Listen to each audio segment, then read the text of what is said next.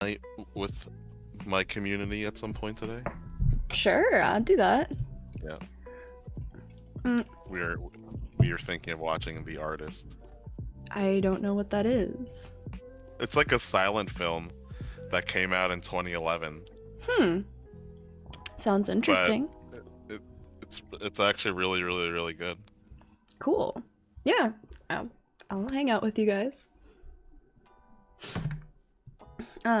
Also, hello people. If anyone once you're in the chat, say hi. I'll say hi. Good morning. Um, are you like on your end?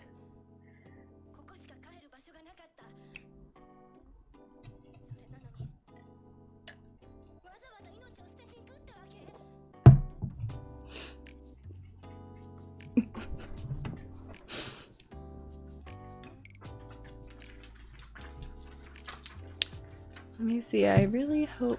Okay. Uh. All right. Hey, Chloe. How's it going? Welcome. Good morning. Okay, so Doc, are you can your chat hear me now?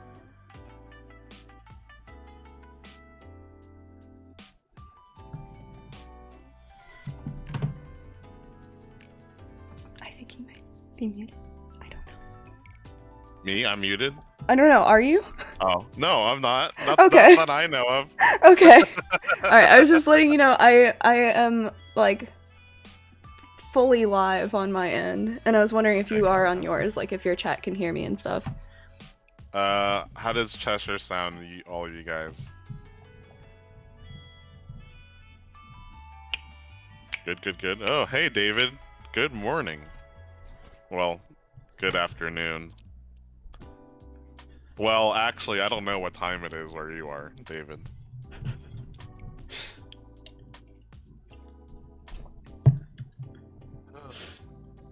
All right. So. Oh, well, good evening then. Yeah, so today. Oh, today we will be talking about hydrogen peroxide therapy with Cheshire Cat. We're trying to make this into both like a monthly Twitch sort of thing, as well as a YouTube channel series. And the YouTube channel series will be Cheshire Cat and I sort of making videos on like different medical conspiracy theories. But our first video, which I'm very excited about, will be about the video will be teaching the public how to identify bad science. Yeah. So yeah, and if you want to get into it a little more too, Oh. Cheshire. Um. Yep. I'm super excited. We're gonna like look at you know, how to kind of verify sources and like red flags and studies, and like sources you might see to be like, that doesn't seem right. Maybe this is not a trustworthy claim, right? So that's what we're gonna be going into, and I'm super excited. I think it's gonna be really fun. So hey, Sean. So basically, for all of you who don't know, scientists are assholes. So most scientists have no inclination or urge to teach the public at all how to identify bad scientific research. Like, we sort of keep it to ourselves in our own heads, you know? So I think, well, due to I can make that claim because I am an asshole scientist as well as a doctor, okay? But, but our goal with this first video on the YouTube channel will definitely be like sort of giving everyone the tools to be able to identify very easily, the same way as I do, uh, what bad scientific research looks like, um, what journals are like BS, you know, how to tell when things like journals are fabricated. Uh, you know, it'll be a step by step thing. So it should be very fun for us to make, and it should be very useful for you guys. You know. Yeah, I'm super Yeah. excited. I think I'm yeah, I'm really stoked. Yeah, me too.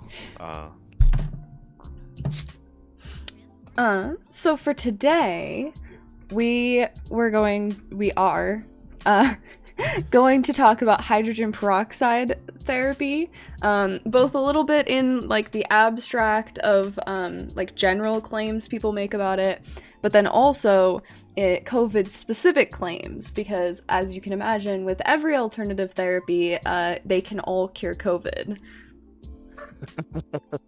Yeah, I mean, that's a general trend we've been seeing as we've been doing our own little research on this, right?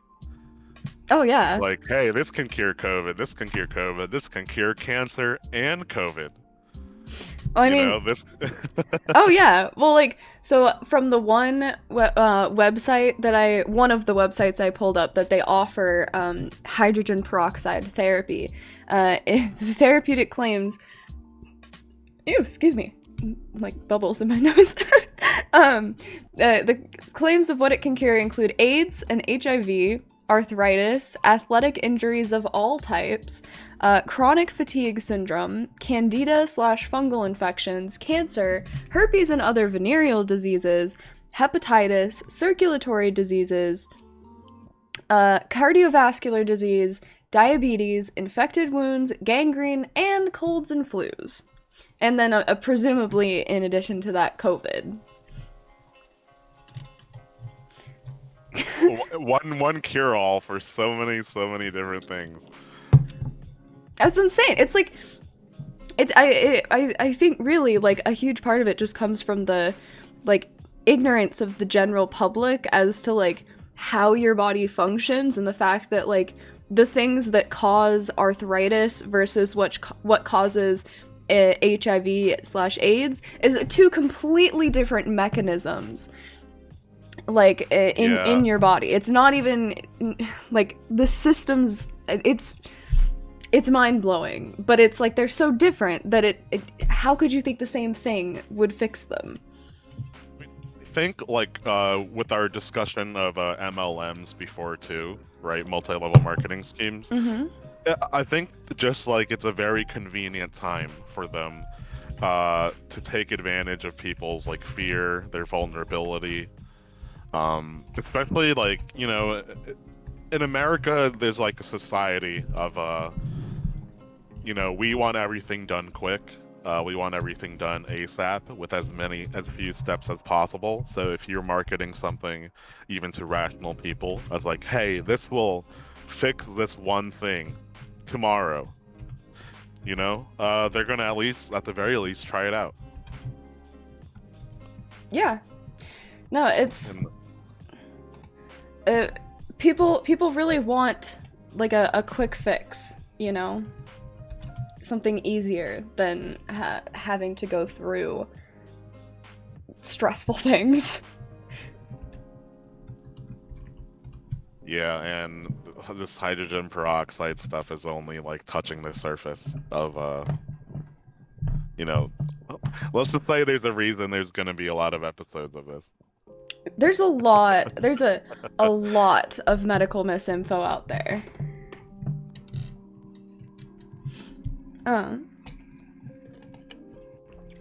Okay, so I guess I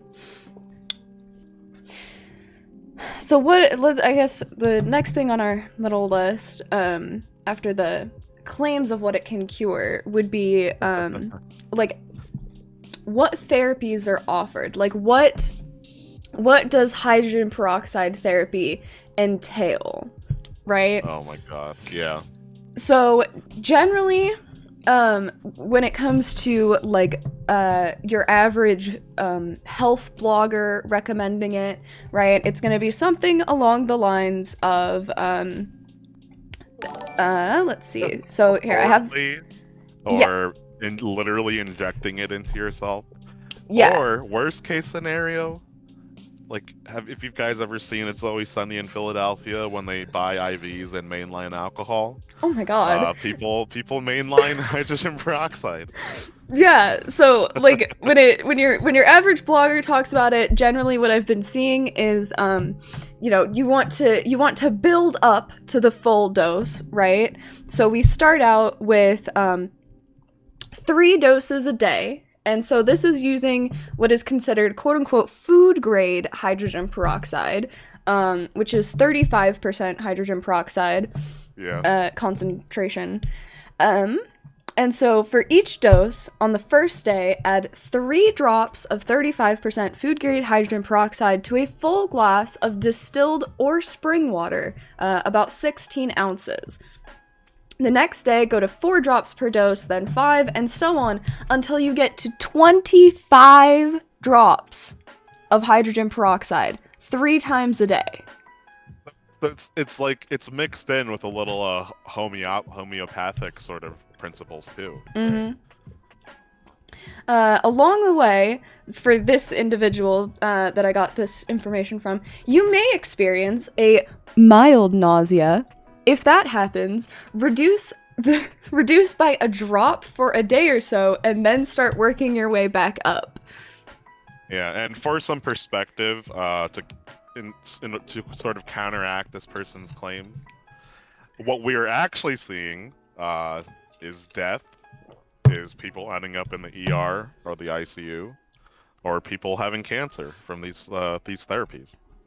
It's really awful. We found here. Okay, so this is from. Let me make sure I have it right. Well, so why don't we first also like explain the principle of like why they think this works, if you're okay with that? Yeah. So let me see here. So essentially, a lot of these like harmful things in your body, right? Like viruses, bacteria, cancer cells. Sometimes they will be anaerobic, which means that they produce food for themselves, like their cells, without using oxygen. And this is actually a pretty inefficient way of producing energy, and yet a lot of, especially cancer cells, tend to prefer it. And so the thought process behind this is because H2O2 has an extra oxygen molecule, it will basically become toxic to these anaerobic cells, right? Which in theory isn't necessarily like the worst idea, because you can, I believe it's called oxidative cytolysis, but basically where the cell has too much oxygen in it and it breaks down the cell membrane and it kind of like explodes. Like that. Yeah. That is a reaction that can happen. However, so the theory is that it will cause this oxygen toxicity to the bad cells, like the cancer cells or the virus or whatever. As well as increasing like oxygen generally in your body. Mm-hmm. And so because our body has a enzyme called callistase, I'm sorry, I don't know how to say it, but we have a particular enzyme that is meant to help break down H2O2, so it essentially interacts with it and breaks it into hydrogen and oxygen, which is like separately a lot easier for your body to process. So because we have that, the theory is that our body will be fine with the overloading of hydrogen peroxide, but the other cells will die from it. Oh, hey, Bagel Bites. Thanks for the follow. So that's kind of... Did I get that right? That's kind of the reverse side of things, though, however, what actually happened is having, like, free hydrogen peroxide just throughout your body is a fucking horrible idea. It damages every tissue it encounters. It kills any cells it encounters, especially if you're mainlining it. Which, please don't try this at home, guys. This is not medical advice. Don't do it. People genuinely put IV drips of like hydrogen peroxide solutions. There's a whole ass clinic I found in New York that offers not just hydrogen peroxide therapy, but like a number of insane woo therapies. But you can actually go to them and they will do the IV for you. It's insane. Yeah, and what these things actually cause is predispositions to cancer. You know, it doing things like this, even at a diluted or less concentrated level, you're gonna get cancer from it. And none of their claims have ever been supported, and millions of dollars of research has been put into this in order to disprove it so people stop hurting themselves. Yeah, I mean, like, so for the New York Center of Innovative Medicine, this is the clinic I was saying. They offer, again, not just hydrogen peroxide therapy, but they offer hydrogen peroxide therapy. So I was looking at the sources, because they actually do link a couple of sources on their website as to why they justify this. They're books. Like, they're just books from quite a while ago. Why don't you pull up one of them on your stream, because I have your stream open, and then we can like maybe go through it together if you want. Yeah. Here, give me 1 second. Sorry, I have to get my Streamlabs doing the right thing.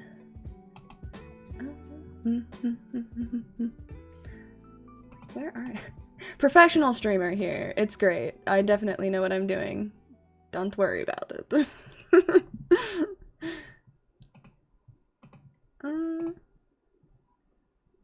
Okay, so there's that one. Now why? There we go. There's the right window. Here we go. Oh gosh, that's really hard to read.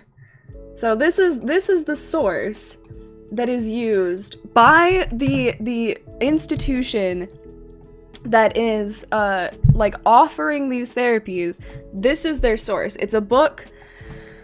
I'm not 100% sure when. Oh, it looks like maybe 2004 to 2006 is when it was first published. So this guy cites quite a few. He doesn't cite them. I had to like very much Google to try and find these studies, because he doesn't name very many of them. But so we have like a study from Baylor University Medical Center in Texas in the early 1960s. Excuse me. Another one from the University School of Medicine in Japan in 1966.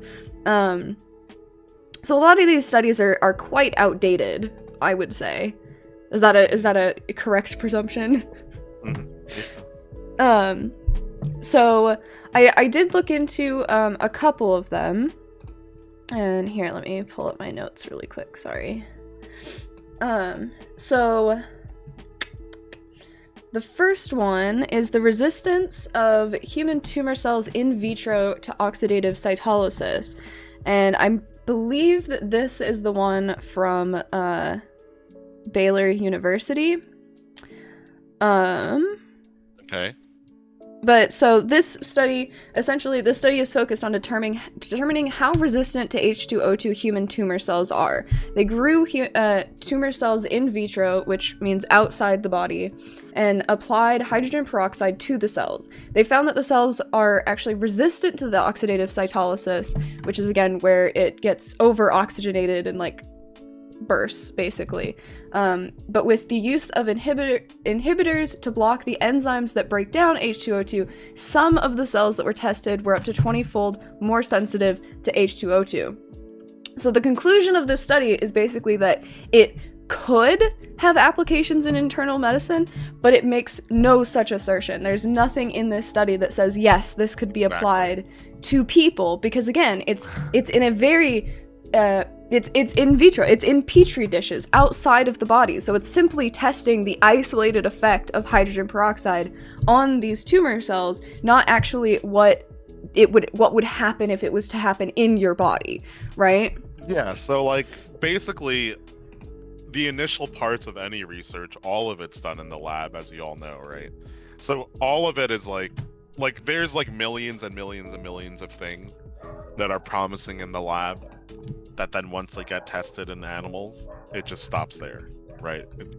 Most of them don't even make it to humans. I mean, there's been like a couple 100,000 promising things to address COVID in the lab, actually, to be honest. But most of it doesn't make it to human trials.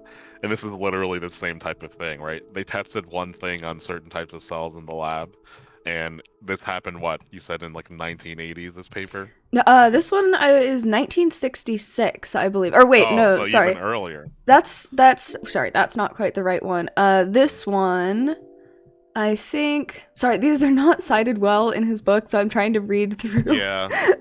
I mean, bad science, right? Yeah, I'm not sure, but I'm dumb. I actually have the study itself. I can just pull it up and look. So here we go. It's this one, and it is. Wait, why doesn't that have a date on it? This is the Rockefeller University one.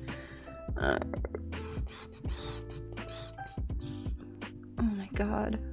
This is so stupid to try and read through. I'm sorry. No, it's fine. I mean, that's what bad science is, right? Yeah. No, Real, like validated good science should take about a couple of seconds to read through and find what you need and verify. Here it is. It's this one. And, okay, 1979. Published in the Journal of Experimental Medicine in 1979. So, if from 1979 to what is it now, 2020? Yeah. There haven't been any evidence to support doing it in human research trials. I'm sorry, but yeah, it's GG. It's done. Yeah, and so for example, this one that he cites, this is like kind of the main one, I believe, that he relies on, which is the use of hydrogen peroxide as a source of oxygen in regional intra-arterial infusion system. So basically, this study was testing the efficacy of using H2O2 via intra-arterial catheter, so like a catheter going through your artery directly to the area where the tumor is, and then injecting, okay, so sorry, I lost my place, okay. To oxygenate tumors. So first they tested H2O2 on unconscious dogs, which is really sad, to see what toxic effects there might be. Second, they implanted rats with tumors and then injected the arteries near the tumors with a solution of H2O2. And then finally, they tested the treatment on 3 human cancer patients, which is a very small sample size. And the study concludes, quote, investigative studies in both animals and humans are progressing. The application of this technique to areas in which increased oxygen is a basic consideration is being investigated. So even in this study that he's citing, there was no conclusive evidence that this actually does anything.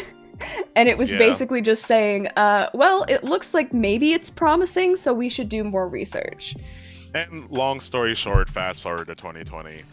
Nothing has been supported by research at all for anything that's being claimed. Even the like minute claim of increasing cellular levels of oxygen by doing this have not been supported at all. So if you're being suggested an alternative treatment where in 2020 they're citing research back to the 60s or 70s, it's sort of a bad look. Yeah.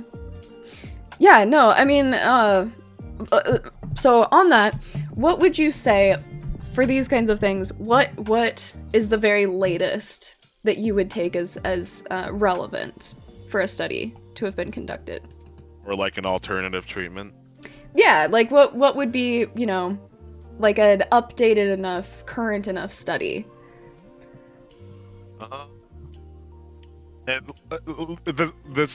This is like assuming the study results are like really promising and they're in humans and all that, right? Yeah. Probably like 2010, and that's still sort of pushing it. Yeah. Damn. So I'd say this is very outdated. Yeah. And once again, that depends on the journal, right? And the background of the scientist and how good the research is done as well.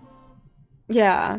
Well, I mean, and that's not that would automatically make it a good study, but at least it would be more relevant to current like medical science. So then oh, Athena, thank you for the follow. Okay, so that's a couple of the studies that they have that tries to back things up, or like that they try to use to prove this. Again, most of the sources from this New York Center for Innovative Medicine, it was just books, and so I had to look at the sources for the books. And what can you do with books, everyone? Self-publish. No, one of the books that they cited is just an online PDF. Oh my god. Please, God help me. So then, like, looking at what hydrogen peroxide actually does do in your body. We have a paper. Oop, no, I clicked on the wrong thing. It's fine. We have this. Well, this seems to be the only thing, or one of the only things you do need to pull up. What I messaged you on Discord. Oh yeah, I got it. Right. Like, this is what it does, telling people. Oh, jeez.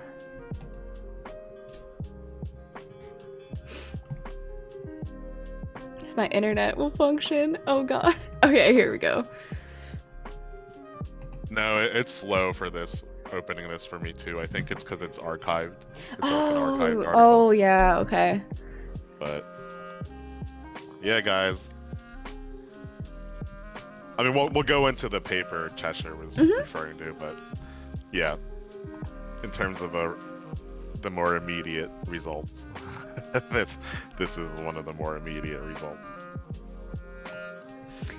Yeah, no, and this is the thing, is like, I genuinely, I don't understand, like, how... Ooh. Jesus Christ. Sorry, I accidentally turned my music way up and I don't know how. Oh, it's all good. There we go.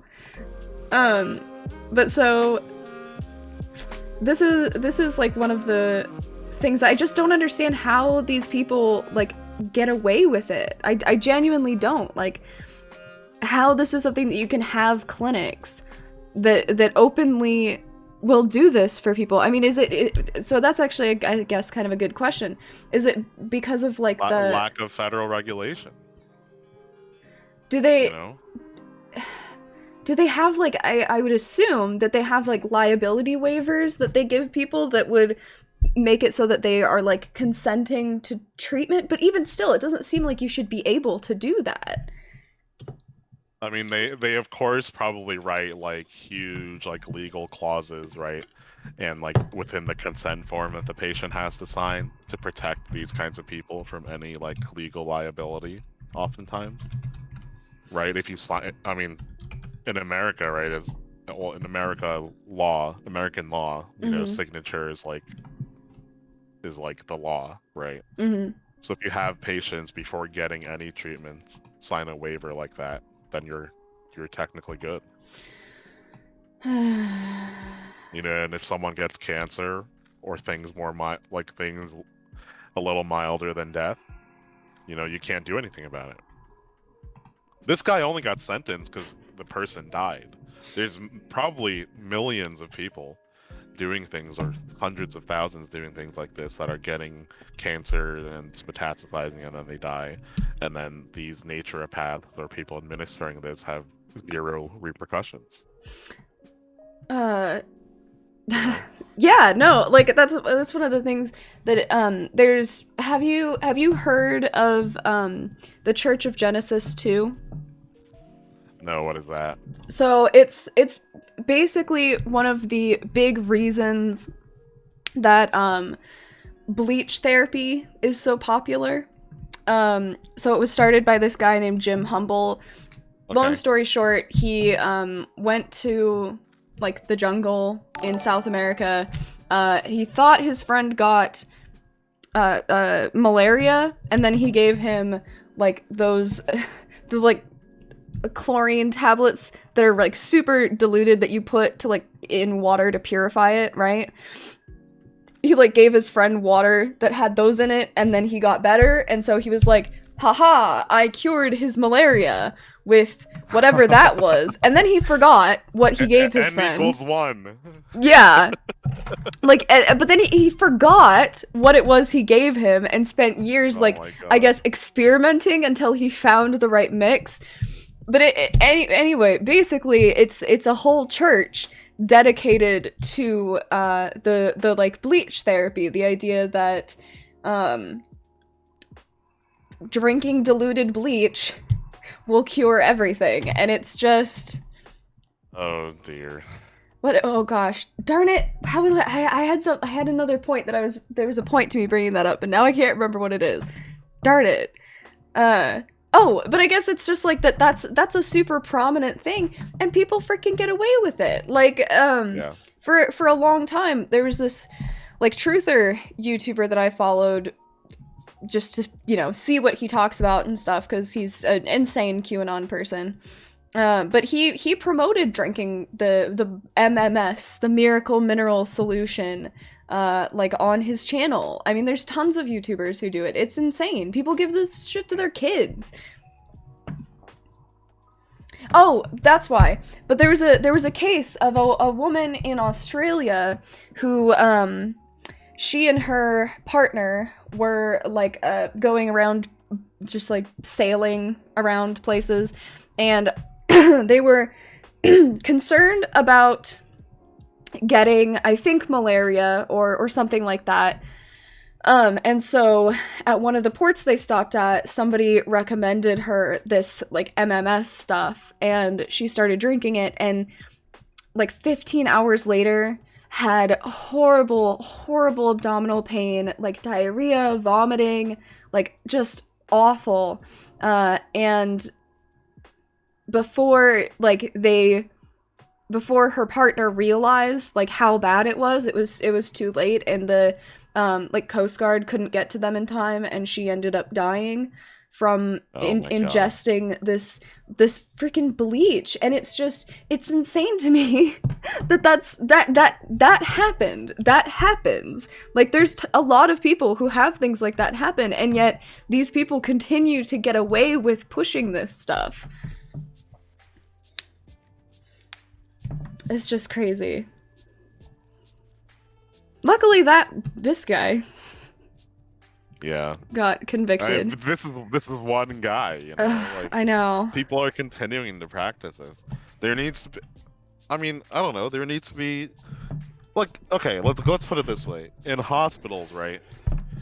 Every single year, about 5 times scattered throughout the year, they have people from the federal government randomly come in to inspect the whole entire hospital. Oh wow, really? You know, we have no idea to know when they come in, but they come in. You know, and even if your hospital has like thousands of people, doctors, and hundreds of specialties, they like go through and check the clinic of every single hospital and every single specialty and all of that. We need that more so for shit like this. Yeah. You know, we need the government to allocate resources to shit like this, because people think, oh, well, it's not related to like normal medical care. It is related, because then people who are taking these like alternative medicines, then that's how they end up to us. You know, that's how they come to us. When I was in medical school in my last clinical years, you know, I was doing rounds in urology, and we had this person come in with this probably like 30-year-old man come in with prostate cancer, with his prostate literally the size of like almost a football. Oh my god. Because I have no idea what he was even taking. He was drinking something from those MLM organizations, I think Herbalife. Oh god. Because one of his family members said that, hey, you know, you went to the doctor, got your prostate checked, there's a nodule, so take this and you'll be fine. and he's taken that over the course of 2 years, and now we have a 30-year-old man with metastasized prostate cancer to the spine. Uh, and as far as I know, from following up that patient died. It's just awful. I mean, Yeah.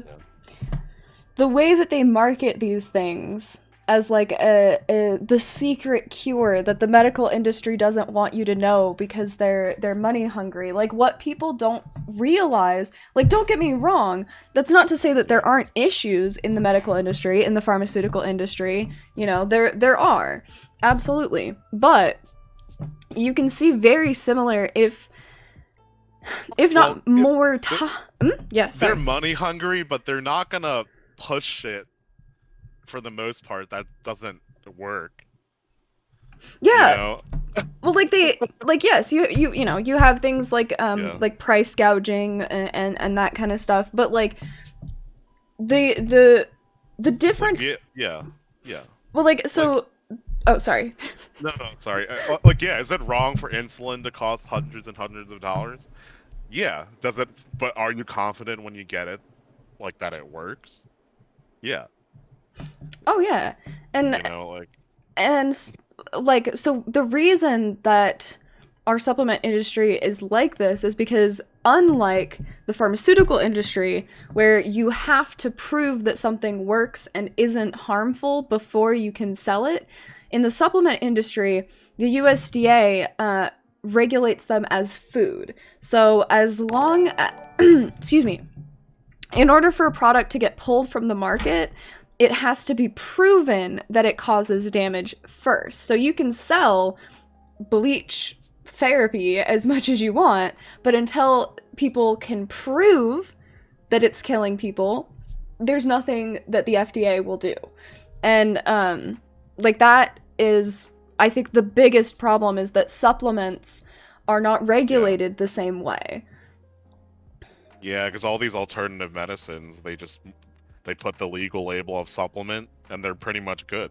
Mm-hmm. Yeah. You know, that's... As long as you don't claim that it's a drug or a specific medicine, right? Then you're legally covered. Yeah. Like, Excuse me. I've dealt with patients that have been so, like, loyal to some of these alternative medicines that they would refuse actual care in favor of sticking to these alternative medicines. You know, I've had I've had COVID patients check themselves out of the ICU to go to their chiropractor. Like, God. it's stuff still happening today. It's, and I mean, I think that probably a lot of it does come from, like, the fact that people can see how, like, corrupt the medical industry seems, you know, and like the way that the insurance companies and all that will fuck people over, right? So Yeah. you have this, like, societal distrust of those institutions that then somebody comes along and starts saying, like, you know, oh, well, this natural remedy can cure you. You don't need to rely on those big companies. Look at this. This comes from nature, so obviously it must be good, right? You're much more willing to accept that kind of thing. It's a problem too, because, like, that's a problem even with, like, me being on Twitch and, like, talking about, you know, medical ethics, right, and unethical practices of modern day for-profit medicine. But on the science side of things, it's separate. You know, on the medicine side of things, it's separate. The science works for these. The practices are really fucking shitty, but the science works. Yeah. You know? Well, there's a reason that, like, the, I don't know, a joke saying, I'm not 100% sure which you would call it, but the, you know, like, oh, what do you call alternative medicine that works? Medicine.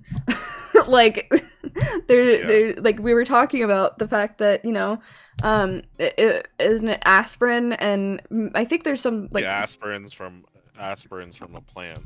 yeah. So it's It's herbal medicine based. Like, and I think that there's something else I can't remember, but like there's a blood pressure medication that is derived from an herb that people used to make tea out of, because they found that the tea would reduce the blood pressure, and so you take that herb and you extract the part of it that makes it so it helps with like your blood pressure and stuff, and then, excuse me, that is turned into a concentrated drug, right? Like, very simplified, obviously. That's like a much very dumbed down version of how that works, but Yeah. So Santa takes it back to his lab and creates a pill. yeah, basically.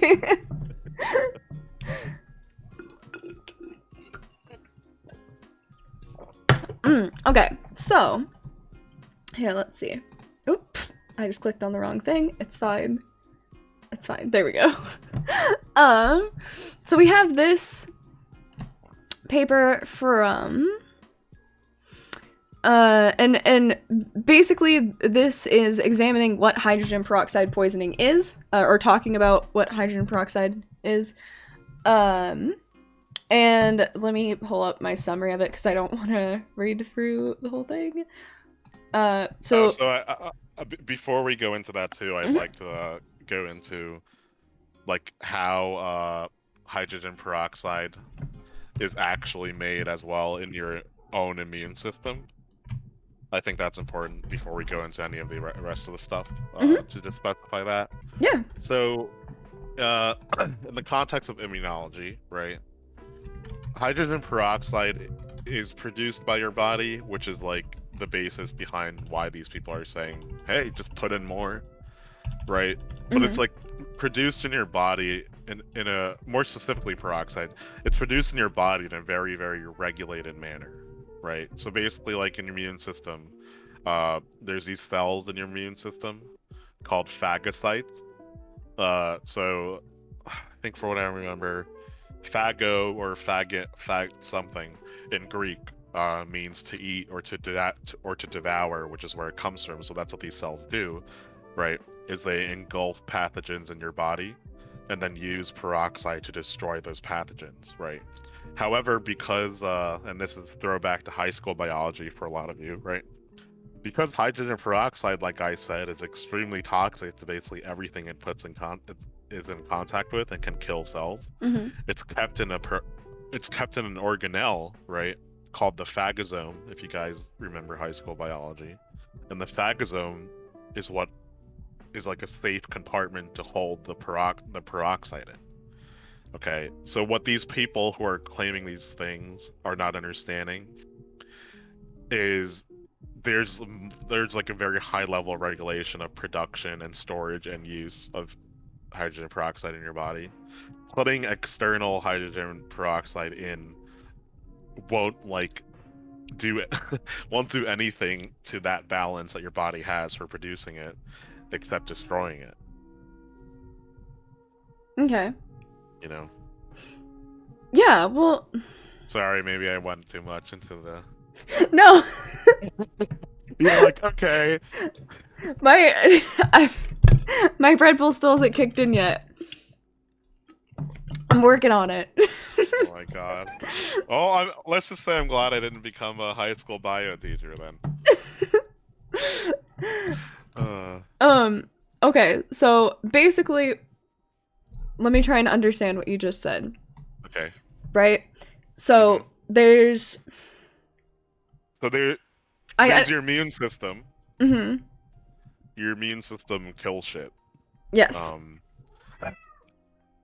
And there's within your immune system, there's like a very high level of regulation for producing hydrogen peroxide. Mm-hmm. Right? Because of all the things we were describing before, of how toxic it is, right, to everything it touches. Mm-hmm. Right? It damages everything it encounters biologically, usually through the modality of oxidative stress. Right? So within the immune system, because this thing is so dangerous and but so essential to the immune system, right? Your body has a way of creating it and storing it in these compartments called peroxisomes.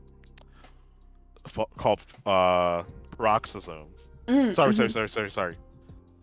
Called phagosomes. Sorry, that's my fault. I messed up.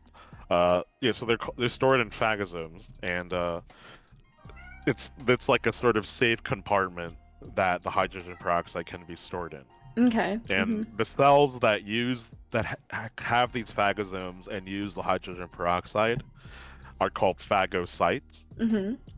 And phagocytes sort of, if you remember like high school biology, are those cells that like wrap around pathogens and kill them. Right? Okay. Mm-hmm.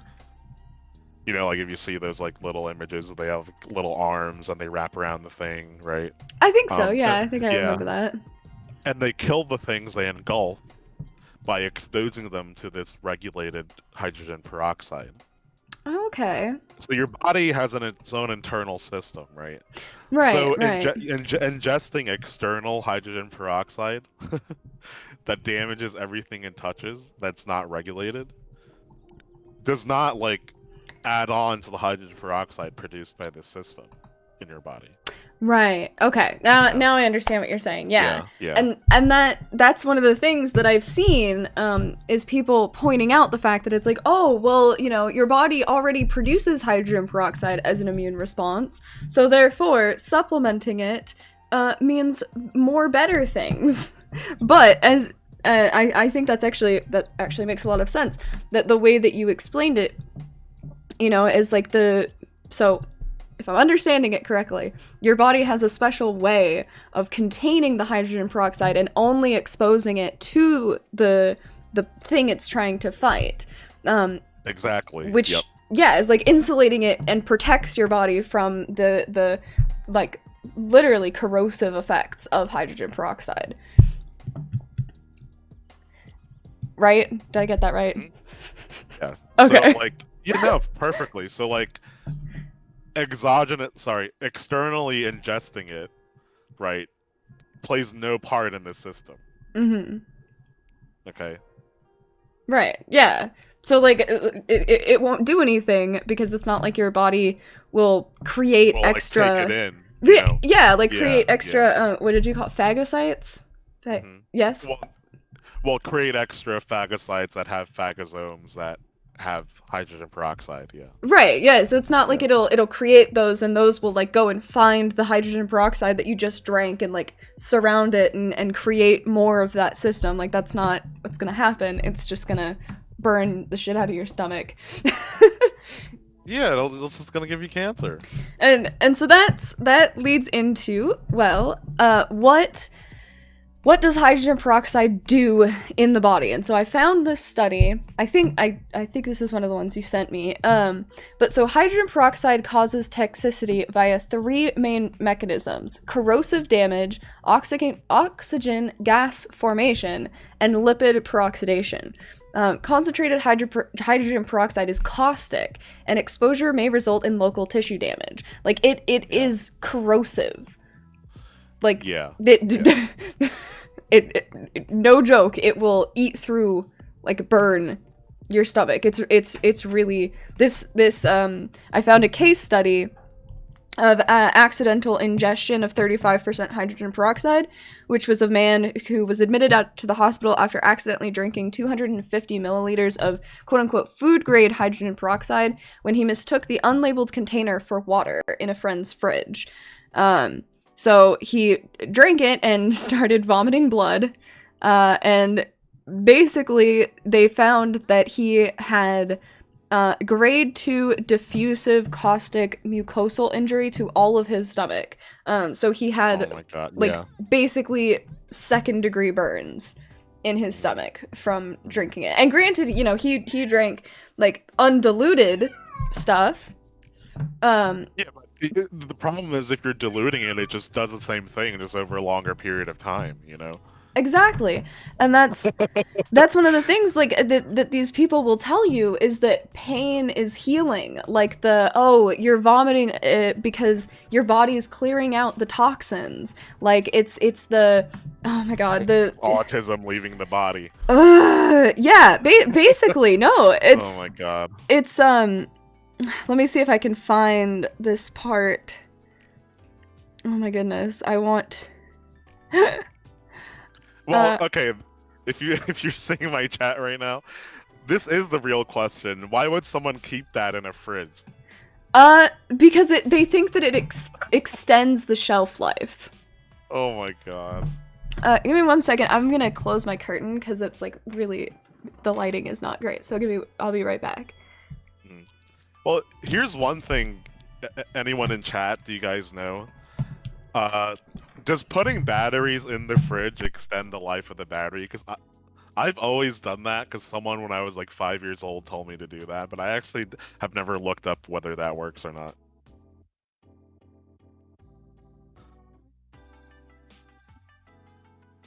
It's toxic to put batteries in the fridge, piece of work.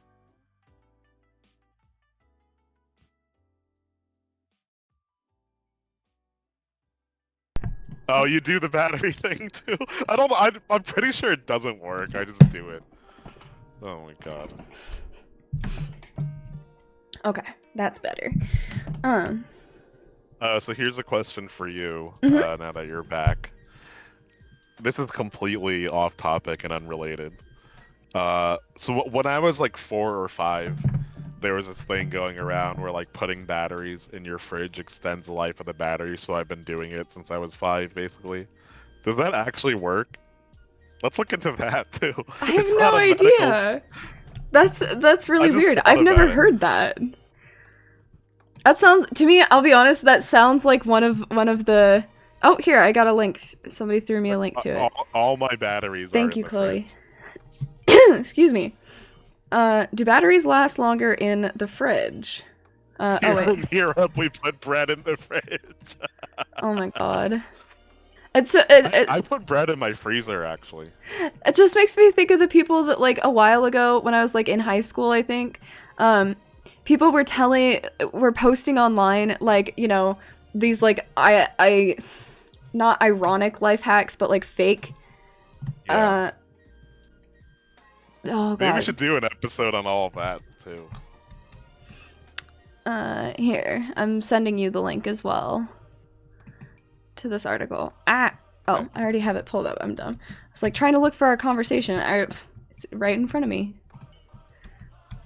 Oh my god, my keyboard doesn't work. It's fine. Oh my god, it's so fine. Okay, alright. So, it makes me think of those things that people would make, like the fake life hacks to try and trick people, where it was like, you know, oh, DIY snow tires, just put screws in your tires, oh, but only to like 1/4 of an inch, and it'll... Wait, what the fuck? That's not the right length. Never mind. Why did that... It's fine. There we go.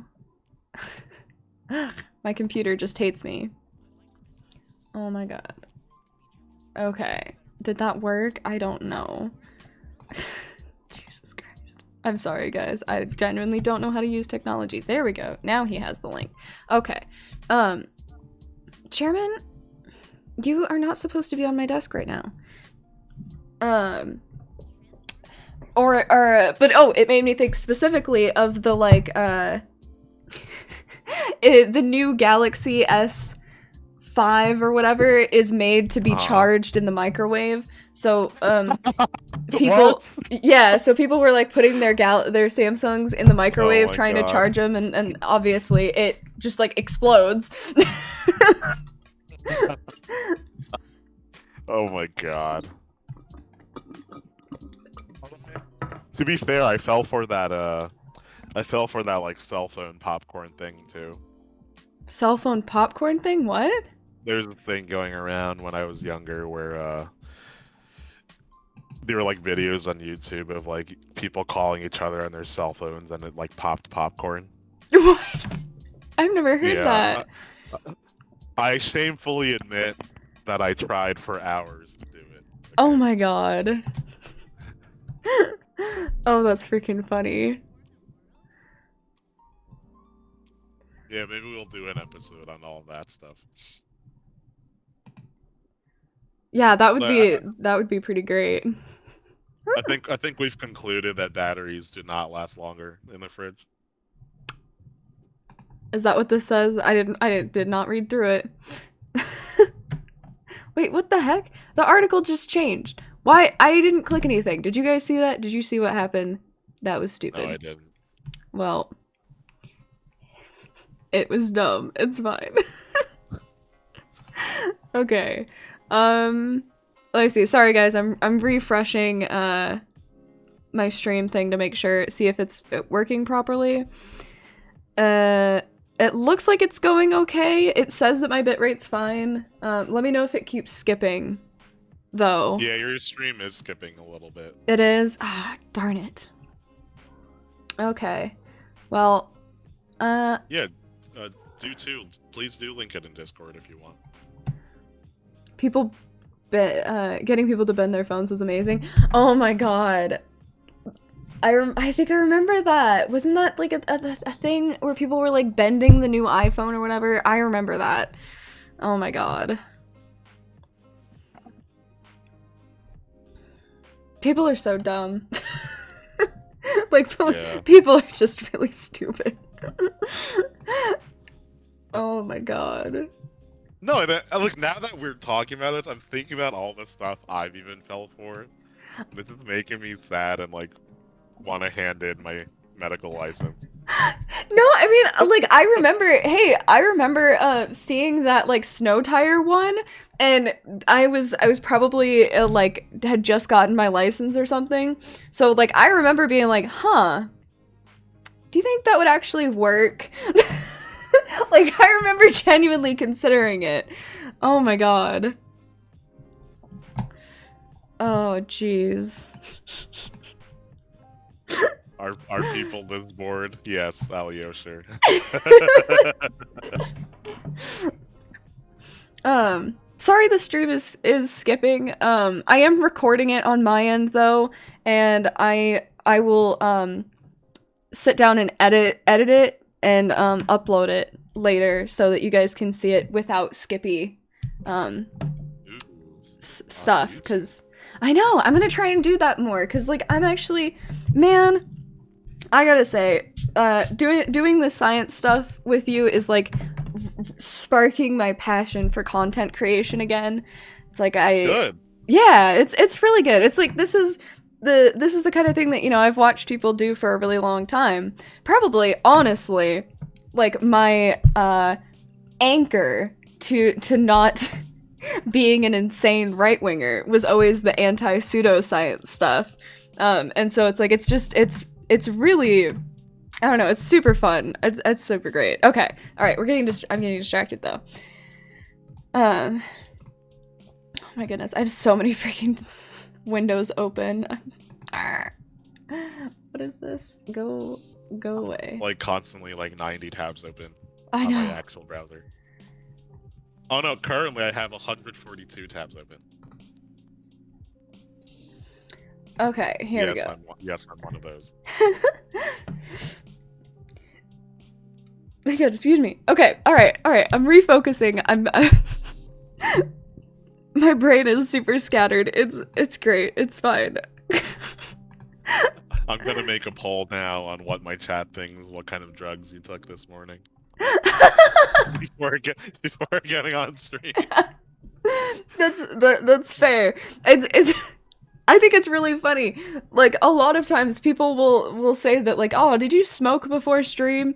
And it's like, I've only done that a couple of times, and it's only after I turned 21. So it's like, I just have a weird brain. I'm sorry, guys. I swear I'm not on drugs.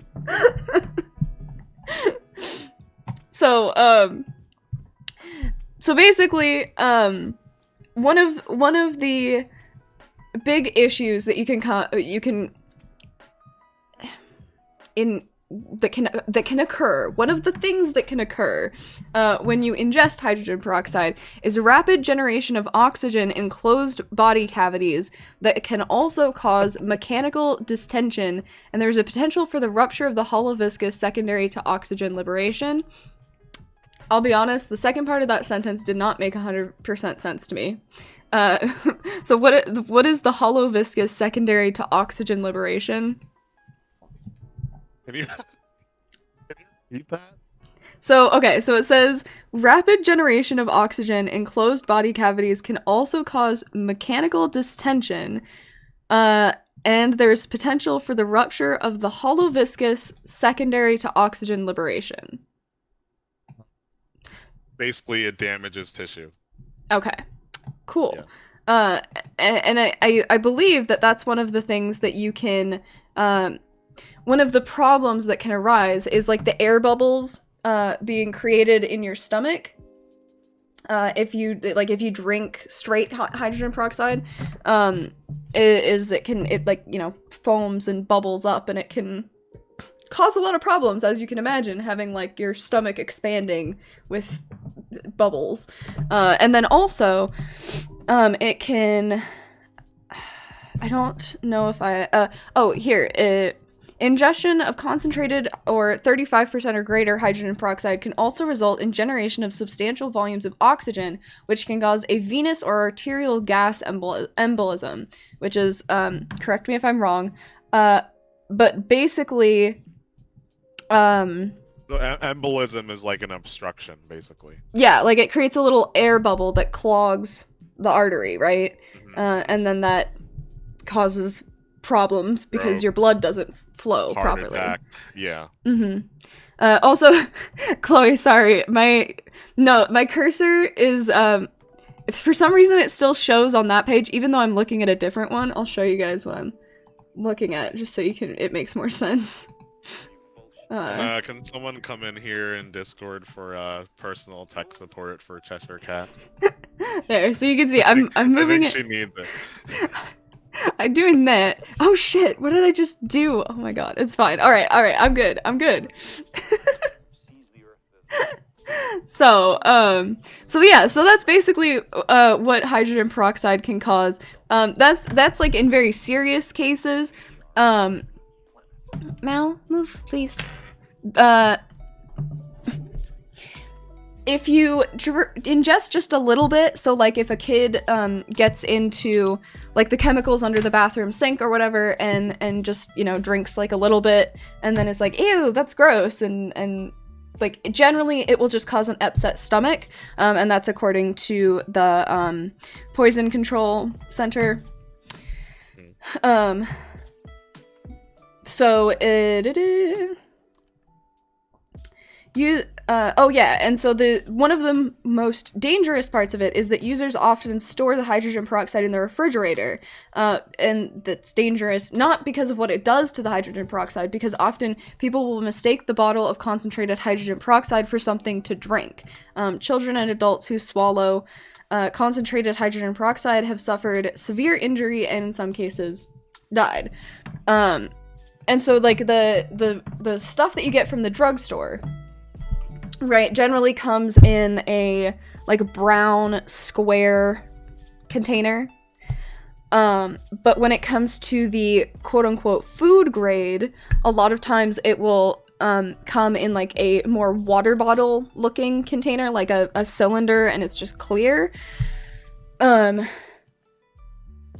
Excuse me. And people will transfer it into an unlabeled container and just leave it in their fridge. So don't do that, because people will drink it on accident, such as this man who drank 250 milliliters of food-grade hydrogen peroxide and then started vomiting up blood. He actually... That word food grade, too, right? Because it gives, like, validation to people, like, that it's okay. Well, no, it's like... it reminds me a lot of MLMs, because so one of the biggest MLMs is like Young Living and doTERRA, which sell essential oils, right? Oh dear. I had a coworker that sold that shit, and like she used to do stuff like she would put drops of lime oil in her water and drink it. Holy shit. Slight side note, it is very scary to me. So she worked at the YMCA with me, and like the after day, like the after school program stuff, and you're supposed to clean everything like with bleach, right? Because of health standards. Yeah, no, she used to clean shit with like doTERRA oil. Like the disinfecting like tea tree oil or whatever. It's freaking, that was very scary. But anyway, but they have, or they will call their oils food grade, as if it's okay to ingest them. But the problem is that like the oils are at such concentrations that they will actually burn you. And so putting them in your food and stuff could be very dangerous, because these concentrated oils can cause a lot of damage, and like food grade literally means nothing. There is no like standard. It's not like it's something that like it's not like you qualify for it and the FDA certifies your product as food grade. It's just something you call it. Yeah, like food grade officially just means that, you know, if it comes in contact, right, in direct contact with things that are used to manufacture food, it's slightly okay. Like, it's okay to come in contact with machines or things that make food. Okay, that's what food grade means. No, that's what food grade means. It's so frustrating. But people, people hear that and they think it's like, oh, well, that means that it's safe to eat. It's like, that's not, not like, what that means. The only place essential oils belong are inside those like air freshener things that you put essential oils in and it makes the house smell nice. Yep, aromatherapy. Yeah. That is the only like reasonable use for essential oils is in aromatherapy, which like is a relatively like, it's a fine supplemental kind of thing, for like relaxing and whatever, like like putting lavender oil in like your little diffuser can help you feel relaxed and help like set the mood to like ease your anxiety and stuff like that, like, but that doesn't mean that like the lavender is actually curing anxiety or anything like that. It's an environmental just like effect. To set the mood, all right.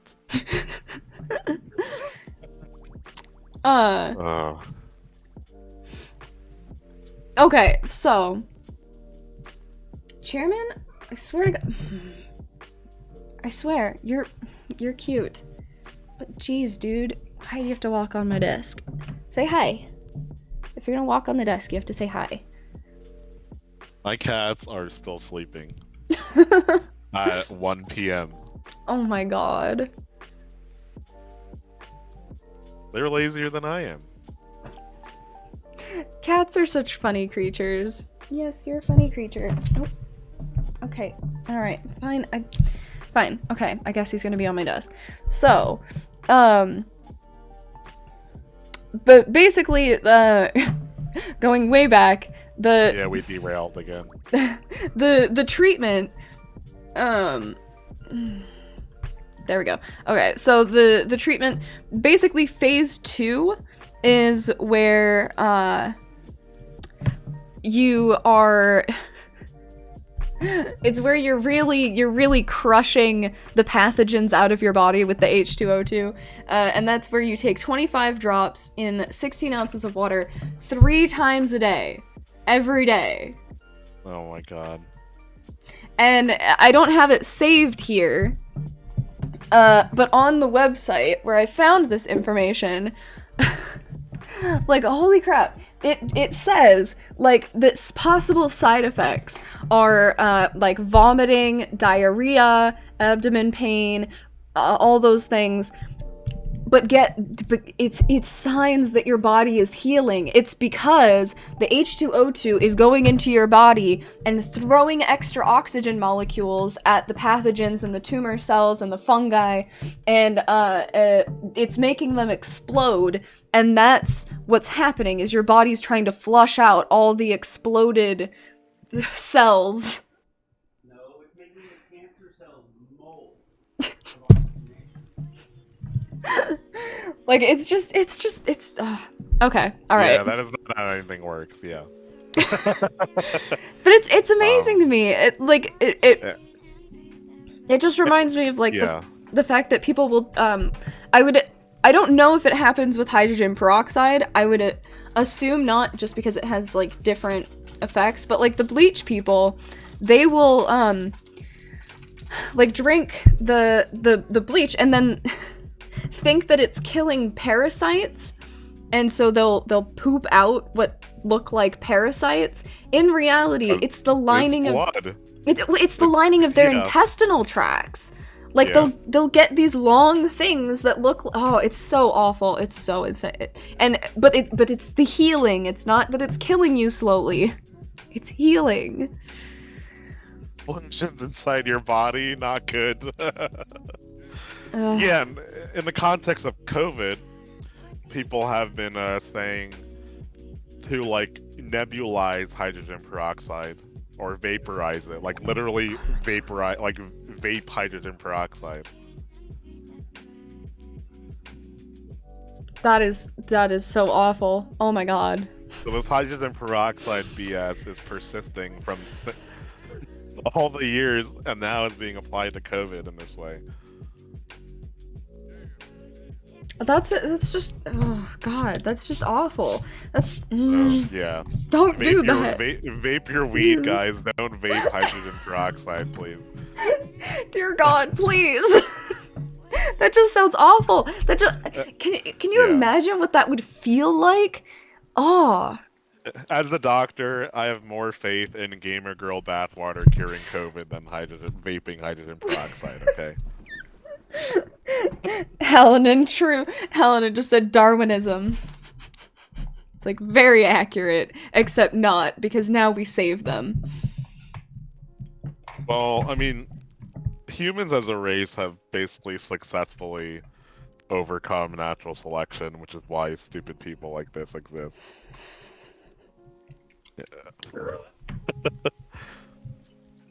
I mean, it's no dabbing hydrogen peroxide. No, please.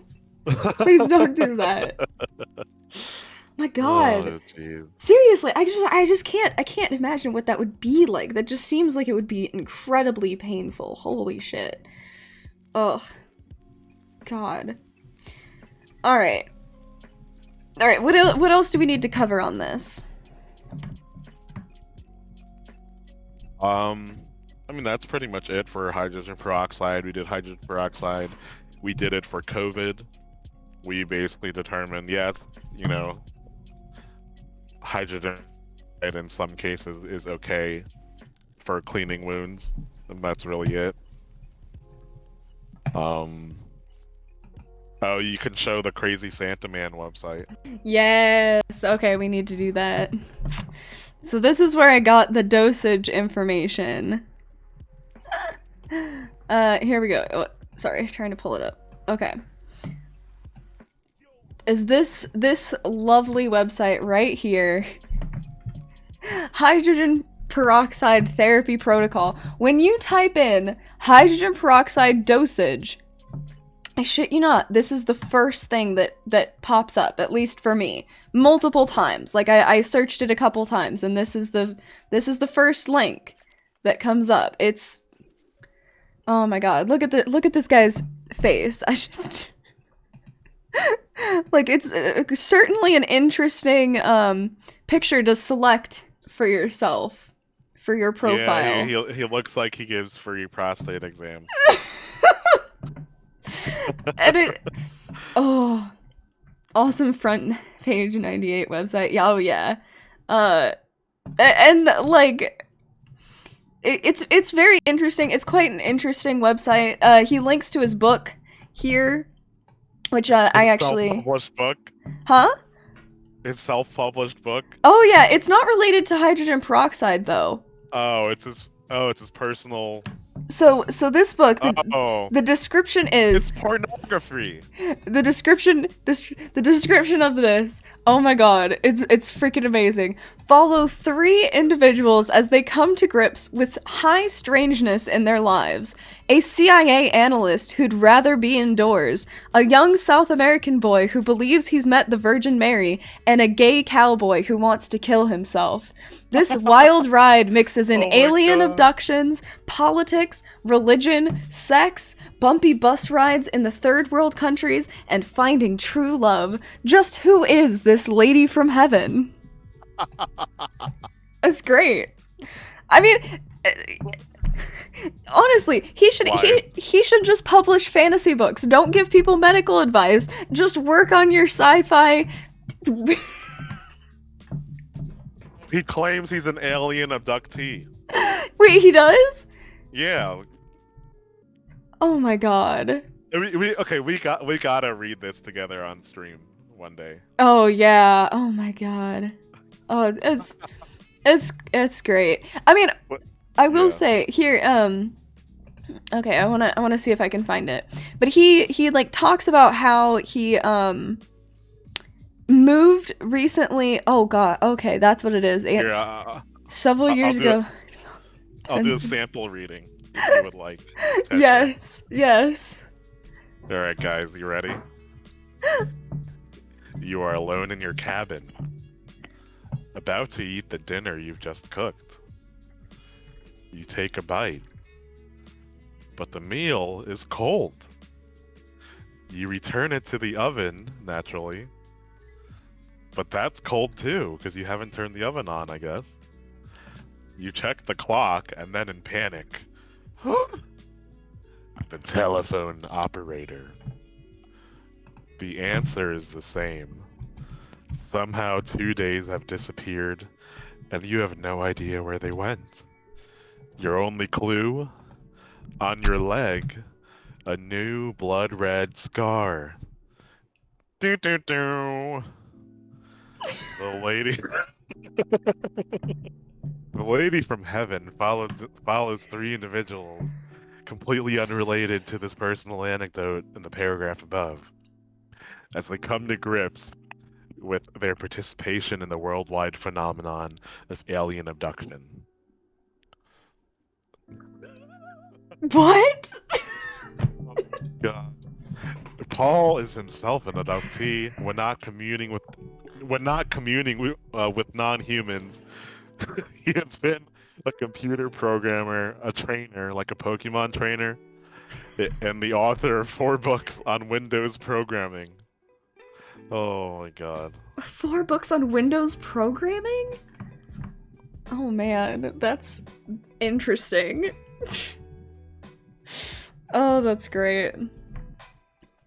I He mean, probably has a chapter on curing the gay cowboy of his gayness with hydrogen peroxide or something. oh, I don't know. Actually, I was reading his website, and he recently moved to an undeveloped piece of land in Hawaii with his husband and his 2 dogs. So, I don't know. Oh, okay. Never mind then. I have misjudged. It is actually quite an interesting read. I don't know how to find it right now, but he talks about, you know, how right at the beginning of the pandemic, he and his partner and his 2 dogs He's moved to. still alive? Huh? Yeah. Oh, what the fuck? He's still alive? Yeah. Drinking his hydrogen peroxide every day. Oh my god. He's probably not even drinking that shit. I bet you he's not even drinking that shit. Oh, I'm actually really jealous. It's a freaking gorgeous property. Like, he has some pictures of it, and it looks very much like what's in this banner right here. I wouldn't be surprised if that's where this photo was taken.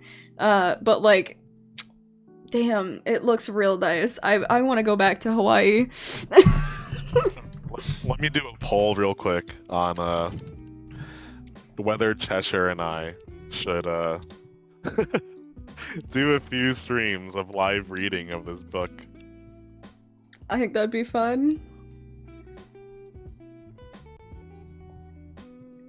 Of live reading of hydrogen peroxide dad pornography.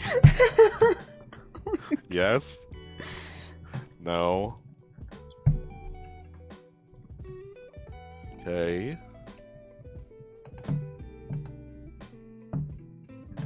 Alright. Oops. What do you mean content does not meet guidelines?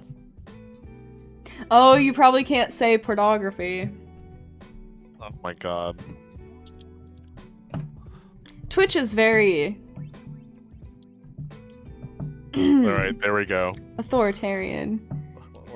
Let's see what the poll is.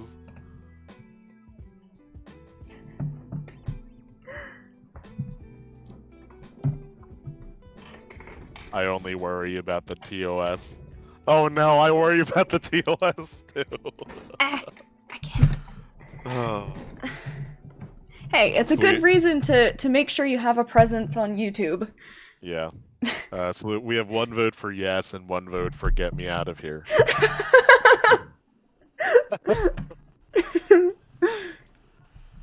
Don't worry, we'll read it on Twitch. We'll just censor out. I'll just conveniently censor out the juicy part. I think that sounds like a plan. Yeah. Oh my god.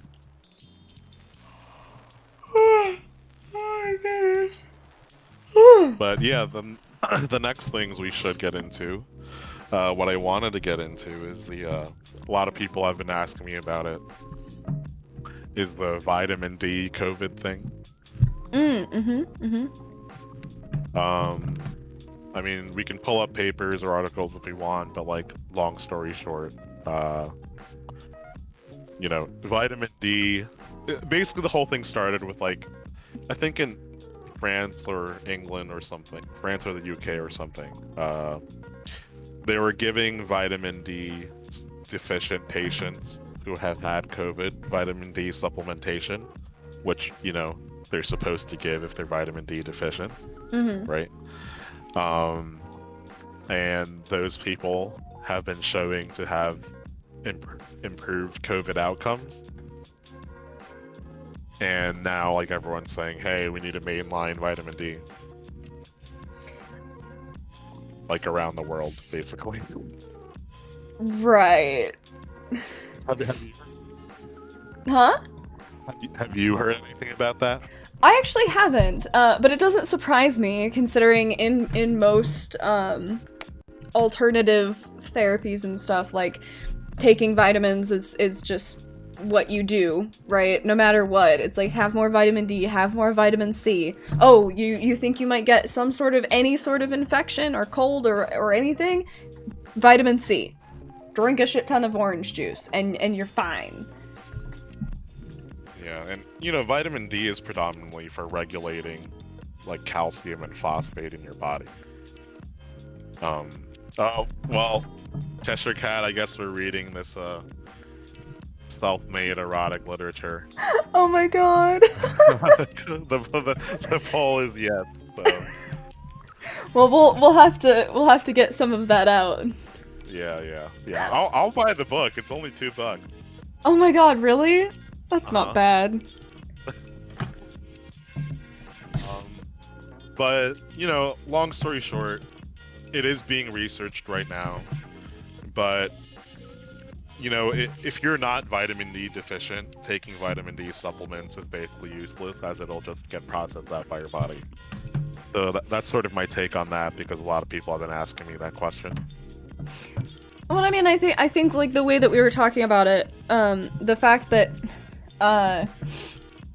like your body has a certain amount of vitamins that you need, right? Like, say you have, not how this works, but you have like your little, my cat just stole my hair tie. You have like your little amount of vitamin that you need, and anything over that, the overflow, just gets processed out by your body because it doesn't need it. It's not like it gets stored the way that extra fats and carbohydrates do. It's just something that just gets processed out. Yeah, and that's general practice for most vitamin supplements, you know. Yeah. And then the next thing is something that's been coming up a lot is COVID being linked to infertility. I haven't heard that one either. I feel like maybe I did hear a little bit about that. Some doctor in Israel or something suggested that basically. And is there any grounds to that? Let's find out together. All right. Oh, and then I'm sending you the article people have been sending me. okay, and then I don't know. Is it down here?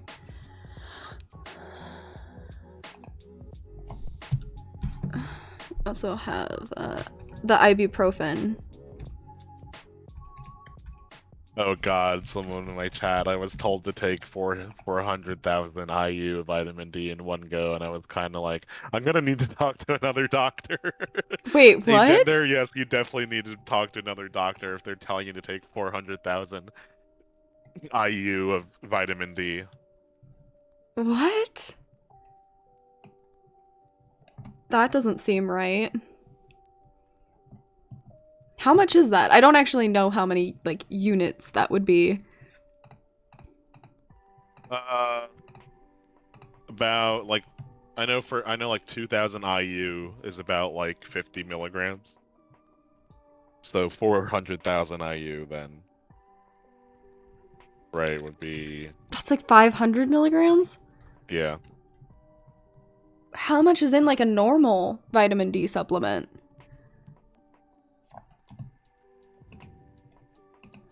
Let's look at the dose. How much vitamin D is in 250 milligrams is the maximum amount Oh my god. that you can take safely, by the way. Jesus. Yeah.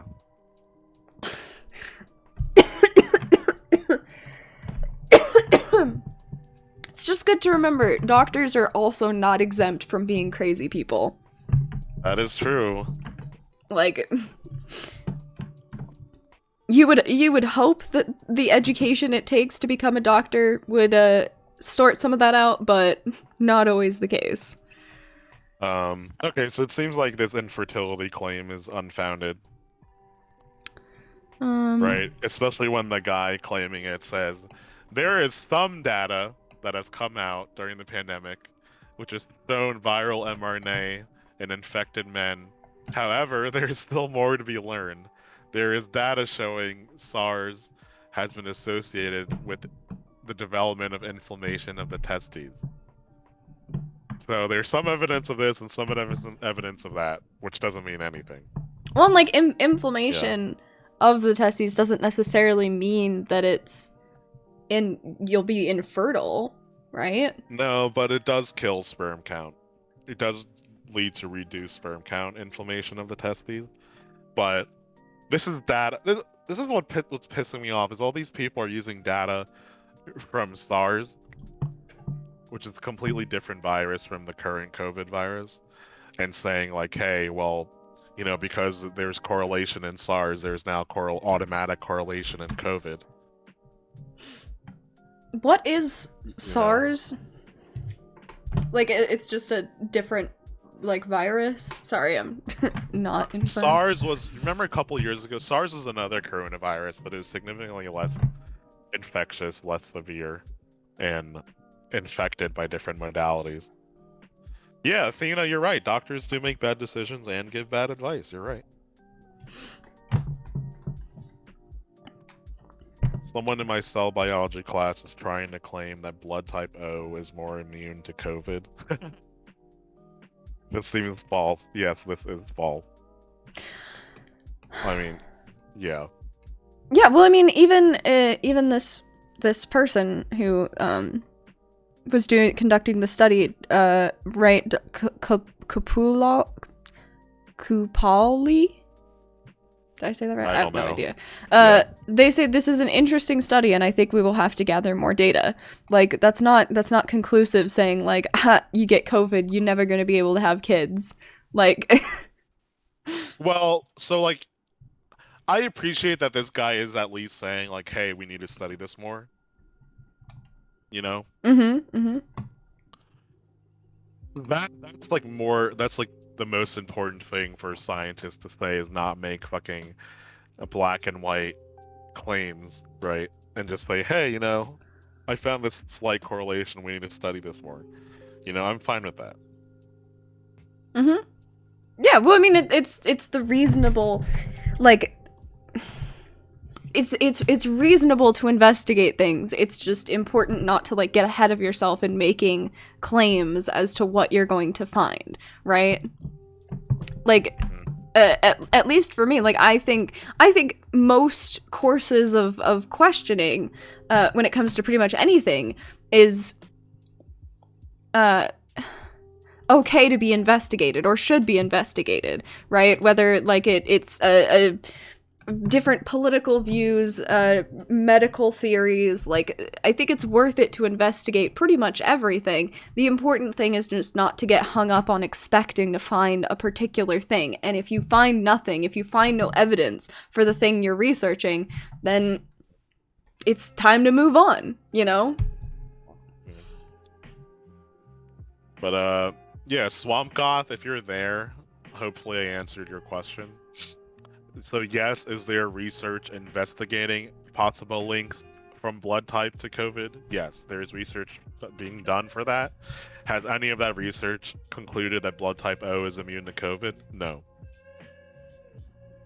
No, nada, never. Okay. I keep an open mind.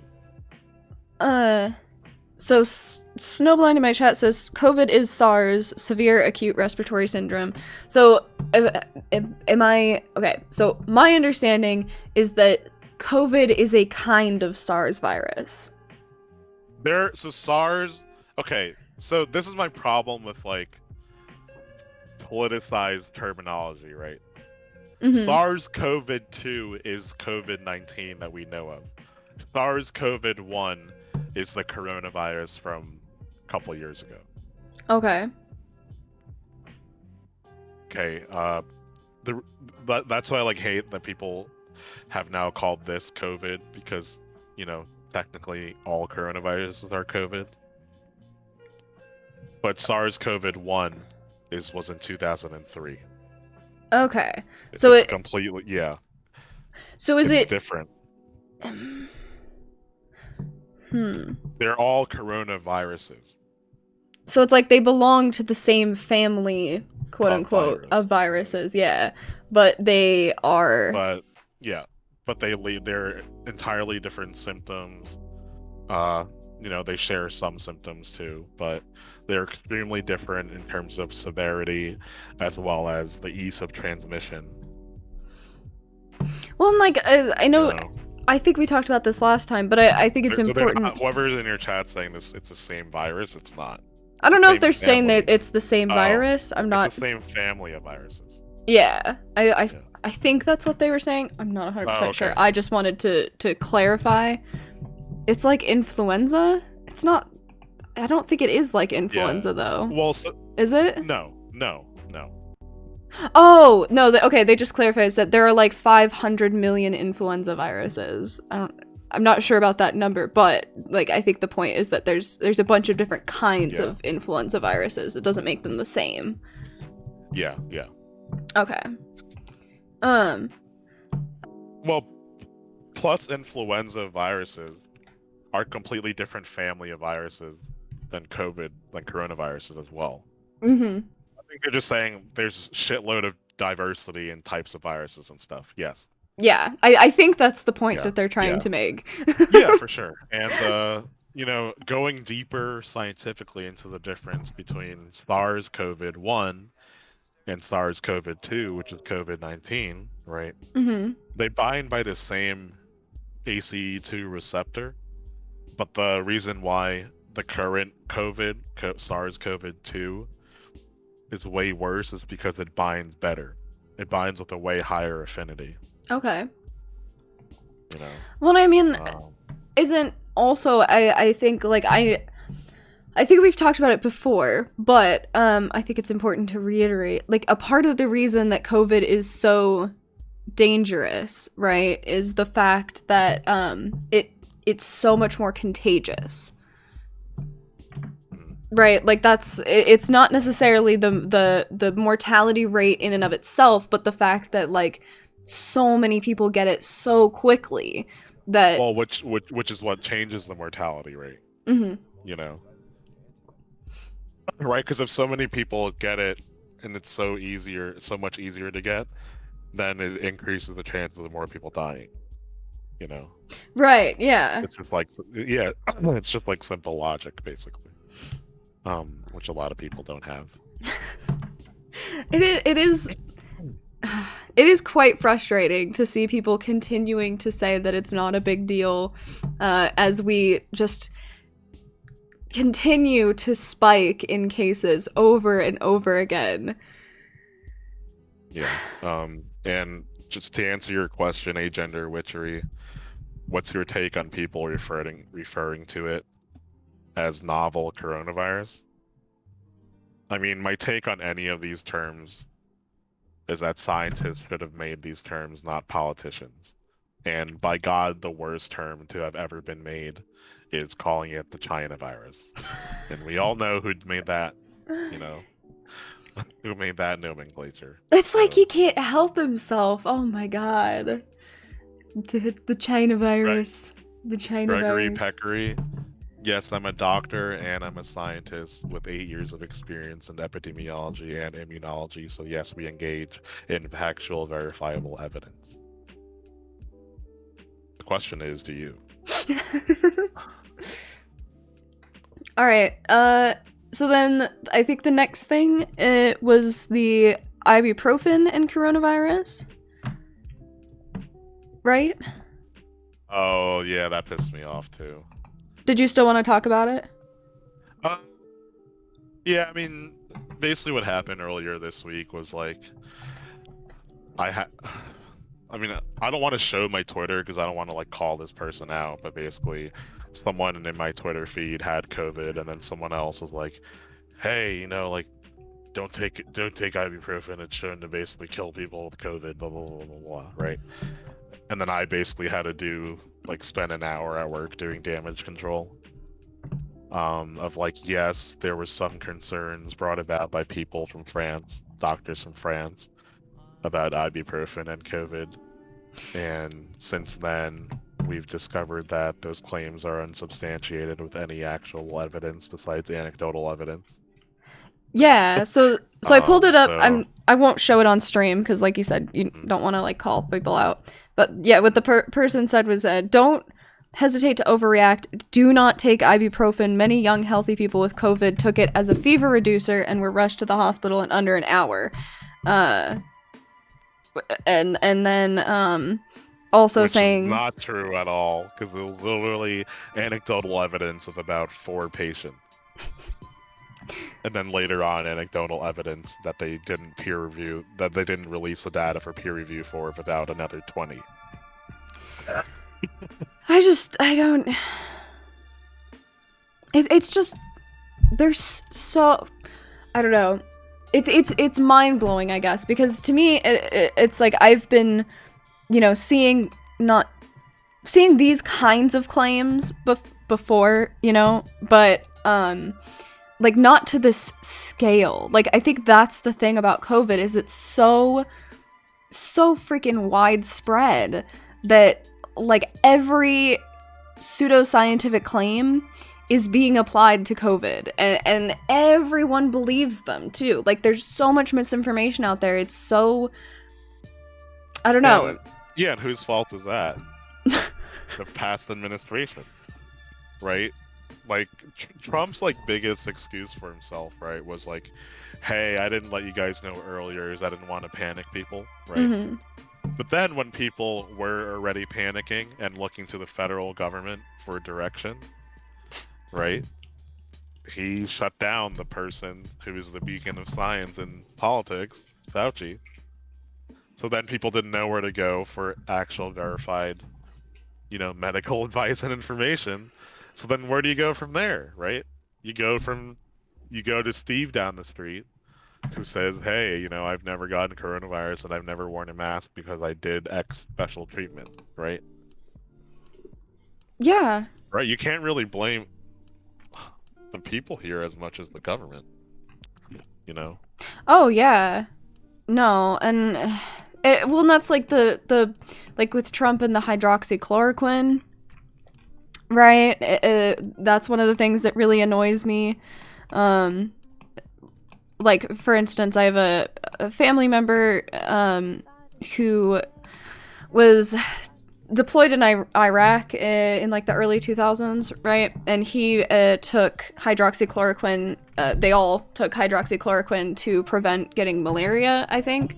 And now every time we talk to them about COVID, they'll bring up the fact that like, oh, Trump said, because they're huge Trumpers, like, oh, well, Trump said the hydroxychloroquine could be applied to this, and he took it when he was in Iraq, and it worked great for malaria. So I don't understand why we're not pursuing that. It's like because they're. Well, guess where hydroxychloroquine came from too?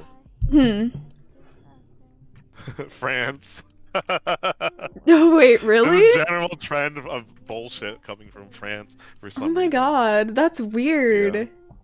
Yeah, because I did a stream with have you heard of Mr. Geek? Mhm. He's a French streamer. Yeah. I did a stream with him discussing this how the doctor called Dr. Raoul in France basically supported these hydroxychloroquine claims and then messaged like Fox News about it to reach Trump, and then Trump took it up. That's really weird. I wonder what's going on in France right now that's causing that. I don't know. France sucks. Not all French people, but Chairman, you can't keep sitting on the desk. You really And know. that doctor in France still has his license. Oh my gosh. Well, and I mean one of the things that I think is important with that to be pointed out is like hydroxychloroquine is used in the treatment of other things. And if you are removing or siphoning those resources, right, in order to treat something that it doesn't actually treat, like all you're doing is diverting resources from where they will actually make an effect. Let's just put it this way. From being on the COVID research task force, I know for a fact since hydroxychloroquine DS we have spent about like probably $20 million plus dollars plus time plus resources of scientists studying and producing papers against hydroxychloroquine. Wow. Even though we all know as doctors that there's no way it works. Well, I mean, and I guess, like, I think it is a difficult line to walk, right? Because I don't think that you should have blind trust in institutions, including the medical institution, right?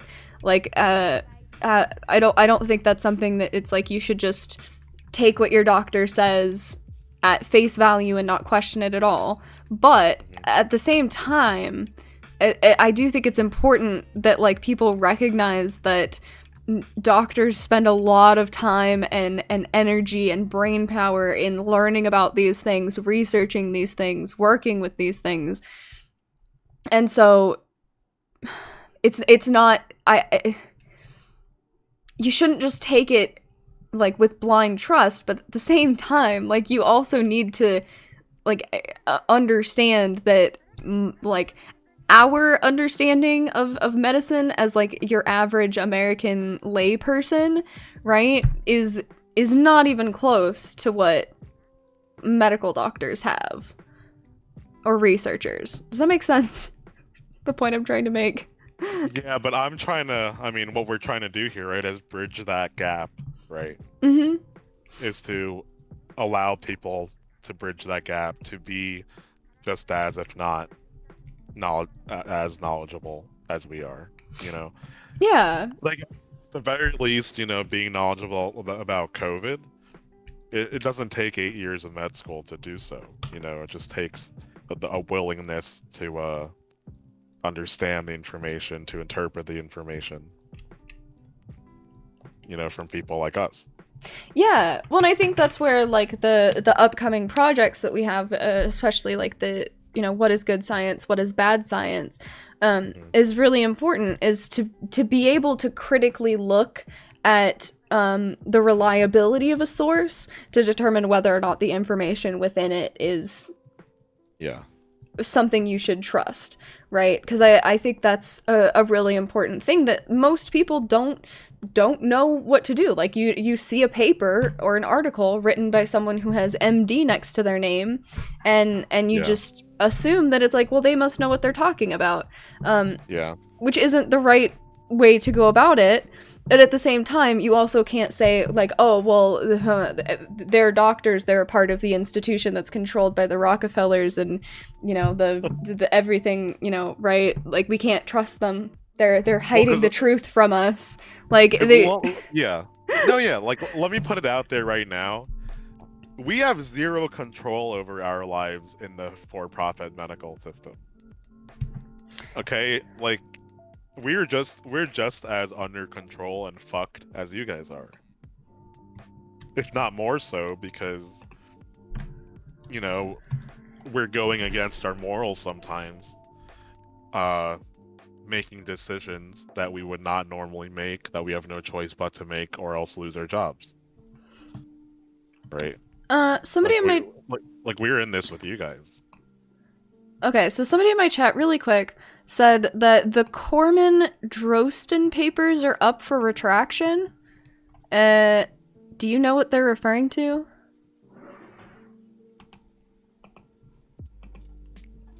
I just looked it up, and I'm just looking at, like, the first things.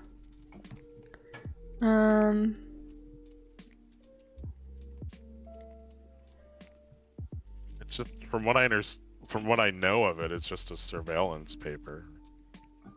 Would you mind... on tracking COVID, right? So, Mental States of America, would you mind clarifying or, like, adding a little bit of information to see... So I can... Yeah, like, Corman has had dozens of papers. I don't know what specifically you're referring to. External peer review of the RT-PCR test to detect SARS-CoV-2 reveals 10 major scientific flaws at the molecular level and methodological, oh god, I can't speak, level consequences for false lab results.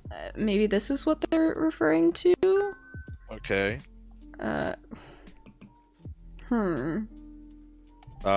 mean, if you're saying they came out in January, so I don't really know what you mean. Here, I'll send you the thing I just saw. I don't recognize this website though. ResearchGate. So ResearchGate is okay, but ResearchGate is not like a published journal or anything. Okay. Well, I'll look into this a little bit. Okay. So Snowblind says you'd think that would be the case with current medical people. I recently ran into a veterinarian that had no clue about a drug I'd been using for my dog that is on like the top 50 essential drugs by World Health Organization. Oh, what the fuck? Man, that just reminds me.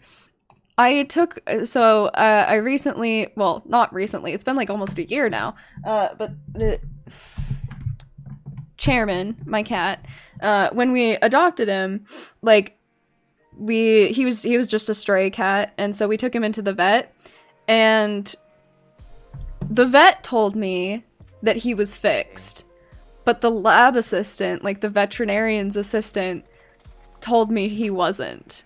And it doesn't really matter because he doesn't, like, we don't have any other cats and he never goes outside, so it's not like a big deal.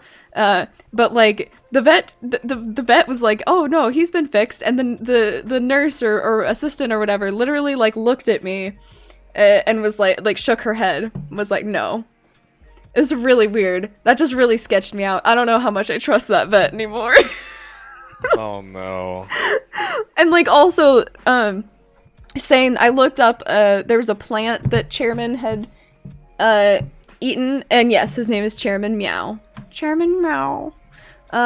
But he had eaten a bit of a plant, and I looked it up just to see like if it was toxic, and it said yes. And so I asked the vet about it, and she was like, "Oh no, that's not toxic. It's more just like it gets stuck in their throats, like the long grass or whatever." And I was just like, I don't know. You know what's funny? Athena, and Cheshire, this has happened to me too with one of my cats that I took to get fixed, and then I brought it to my most recent vet, and they told me, oh, they didn't actually correctly fix my cat. The fuck? Oh, that's fucked. Why did it happen to me too? Oh my god. I don't know. I don't know, man. That's a little bit sketch. Why do you have to remove the cat nutsack? Boycott Israel, what the fuck? Your first message in my chat today. Boycott Israel? It was my female cat. Oh my goodness. Alright. What do we talk about now? Fixing cats, like spaying cats, I guess. First message in my chat, Boycott, is about cutting off a cat's nutsack. Congratulations. Oh gosh. Okay. I understand this is a now. piece of work. I am not a vet, so I do not know. From what I know how it's done, you can pretty much tell from the incision, right? From what my vet told me, there was no incisions made at all, so they had no idea what they did to my cat. Then, the people That's the terrifying. I took my cat to get fixed. Yeah. Oh my god. That's very concerning. I know they tattoo dogs. Who tattoos dogs? I think that Vets tattoo dogs? Yeah, like after they've been fixed, I think that they will, like, it depends. There's a couple different things that people will do. So, like, one of them... Oh, no, I was thinking of, like, a tattoo artist for dogs. Oh, no, like, it's like when God. after they've gotten fixed, they'll just put, like, a little tattoo on them to say, like, this dog has been fixed. So that they don't, it's kind of like,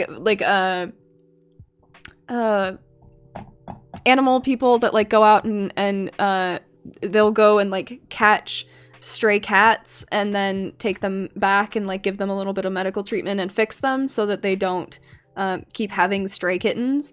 They will clip one ear to let other animal control people know that that cat has already been fixed so that they don't put it under again and open them up and be like, oh, wait, never mind. We just put this cat through a lot of trauma for no reason.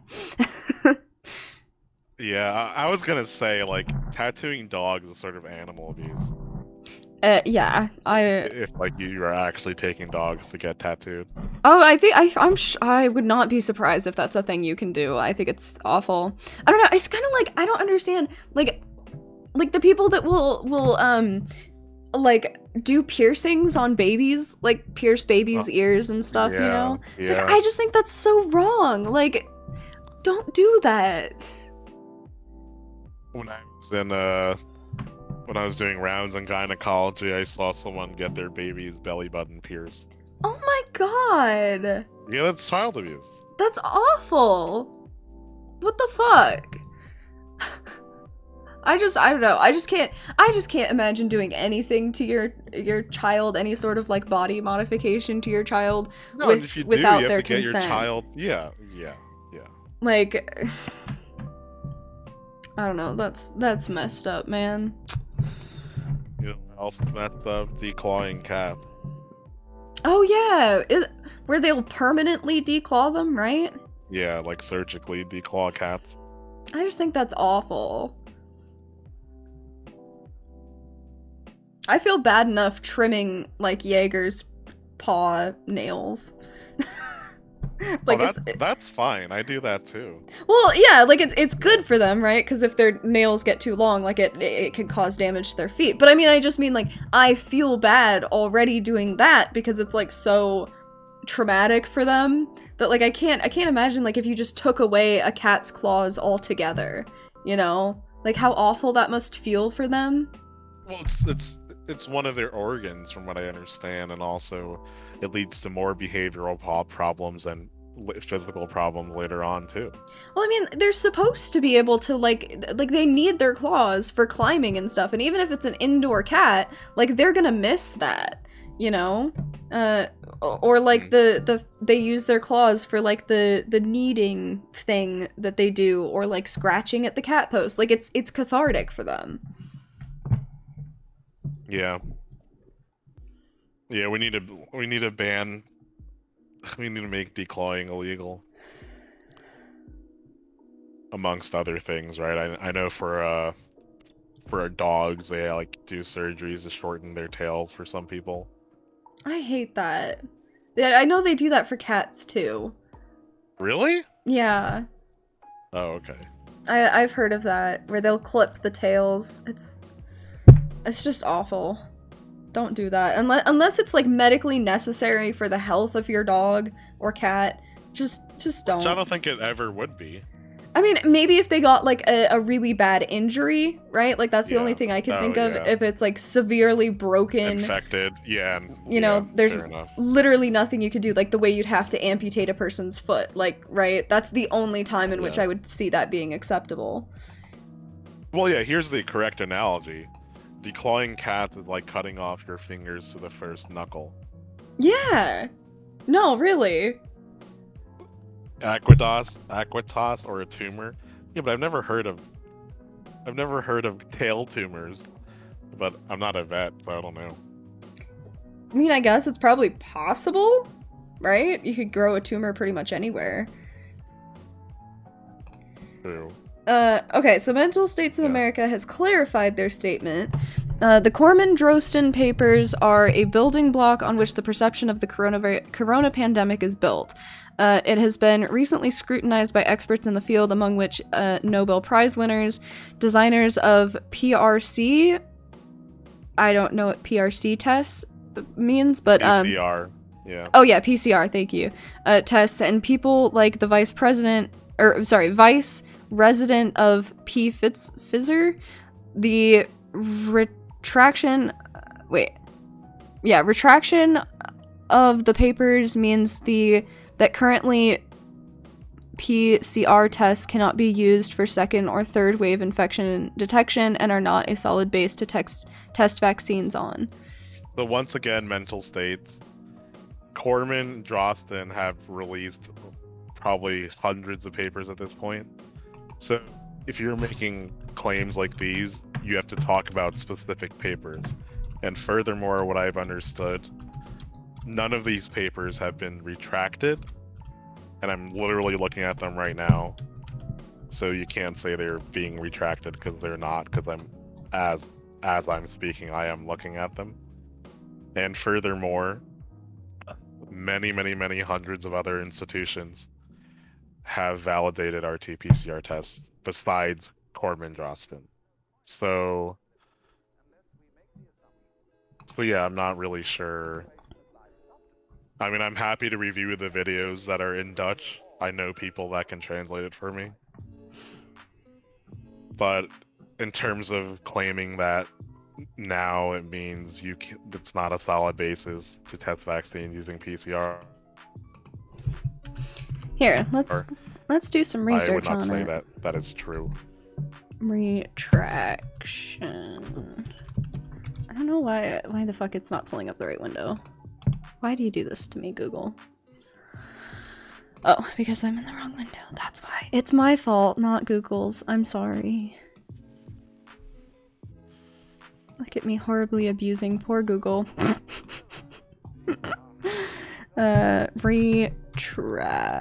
Retraction.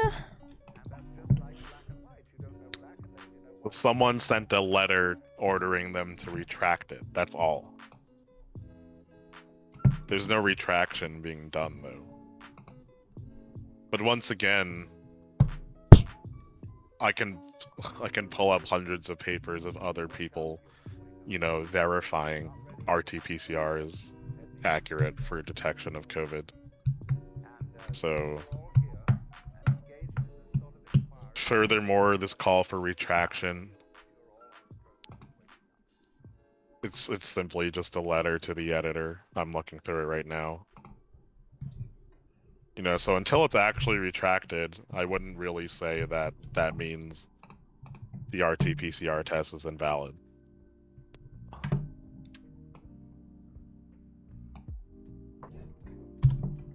I'm trying to get to that website that you just linked me, but it does not want to open on my computer. It just won't load. I don't know why. No, the particular paper on which the PCR tests are based has a serious problem with its peer review. It's being kept secret. I mean, once again, the PCR tests are not based on one paper. Furthermore, going into the history of PCR has been in use since about the early 60s, 70s. And RT-PCR has been in use since the 80s and has been in use to detect viruses since the 80s. So there's no one paper that we have now based RT-PCR tests for COVID on at all. That's my first point. If you're talking about my second point is if you're talking about PCR tests, talk about RT-PCR tests because PCR tests are not being used to detect COVID, okay? Real-time PCR tests are being used to detect COVID because real-time PCR tests are the only PCR tests that can detect RNA, okay? So that's my second point to you. My third point, once again, I'm reading the retraction paper right now. It is not a peer-reviewed paper in and of itself. It is merely a letter asking them to retract the paper. So until it actually gets retracted, I wouldn't say there's much basis to this letter.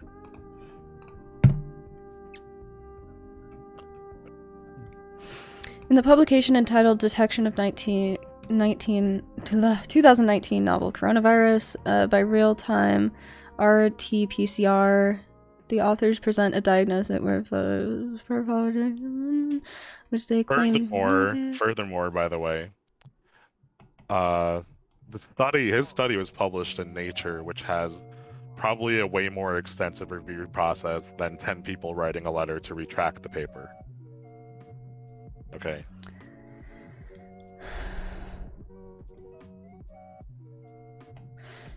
I mean, this website that you linked me, this is just a self-published website, right? Yeah, so if you want to talk science with me, you gotta talk science, but you have to get your science correct then. What is the International Consortium of Scientists in Life Science? Is that I've never heard of that before. No, I'm trying to highlight just that. Thank you.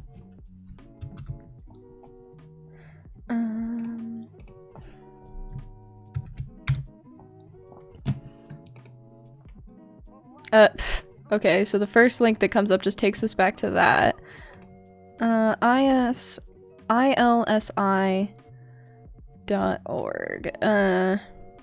Non-profit worldwide organization whose mission is to provide science that improves human health and well-being and safeguards the environment for over 40 years.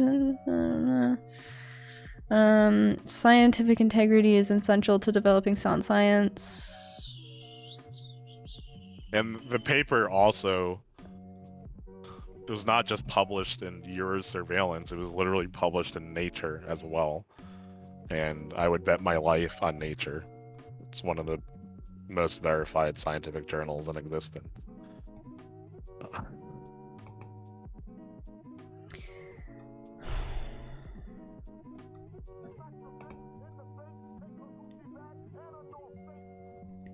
Okay, so apparently ILSI has been inaccurately characterized as championing tobacco interests in the 1980s. This characterization started with a WHO memorandum and has been embellished over the years by other authors and publications. Although this general allegation has often been repeated, neither WHO memorandum nor any ILSI critic has ever been identified has ever identified a single instance in which the ILSI contracted officials of international organizations on behalf of...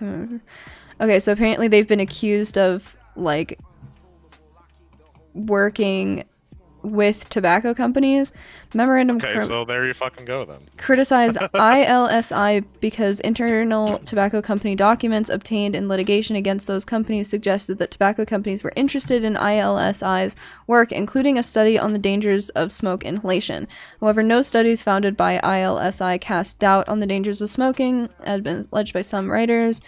An ILSI publication contains about 3 out of a total of 33 chapters that address tobacco. 2 of those papers unequivocally demonstrated that secondhand smoke has adverse effects on lung infection. Okay.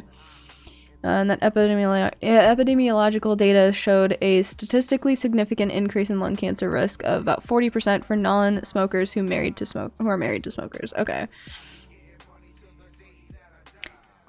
So I mean, I wonder what they did that makes... I'm not dismissing it. I'm telling you, as someone who has a PhD in immunology, that there are 10 claims that they're claiming of 10 scientific flaws. 3 of them are problems with the submission date, which, okay, like, that's not a scientific flaw, number 1. Number 2, consequences for false positive results. Yes, am I saying that the RT-PCR test is 100% accurate? No.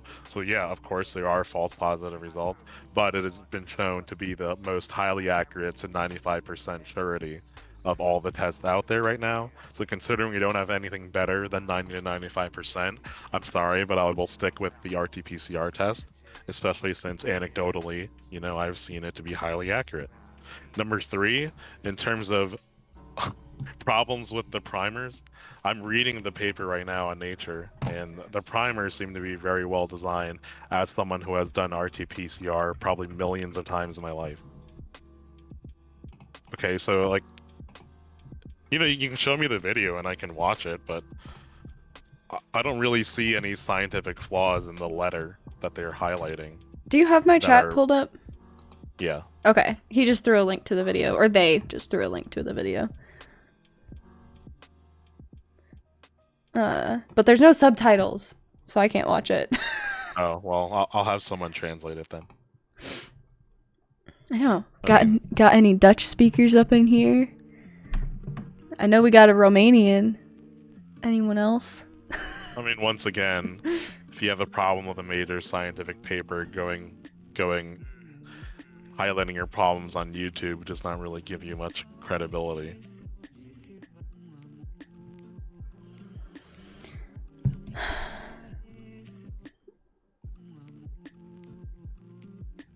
So, okay, so looking at I'm not dismissing it, I'm just saying, like, you know, I'm sure the letter will be taken into account, but until Nature retracts the paper, I think I'll take my chances with RT-PCR. In case of virus detection, less than 35 cycles only detect signals which do not correlate with infectious virus as determined by isolation and cell culture. If someone is tested by PCR as positive when a threshold of 35 cycles or higher is used, as is the case in most laboratories in Europe and the US, the probability that said person is actually infected is less than 3%. The probability that said result is a false positive is 97%. Yeah, I don't know about that.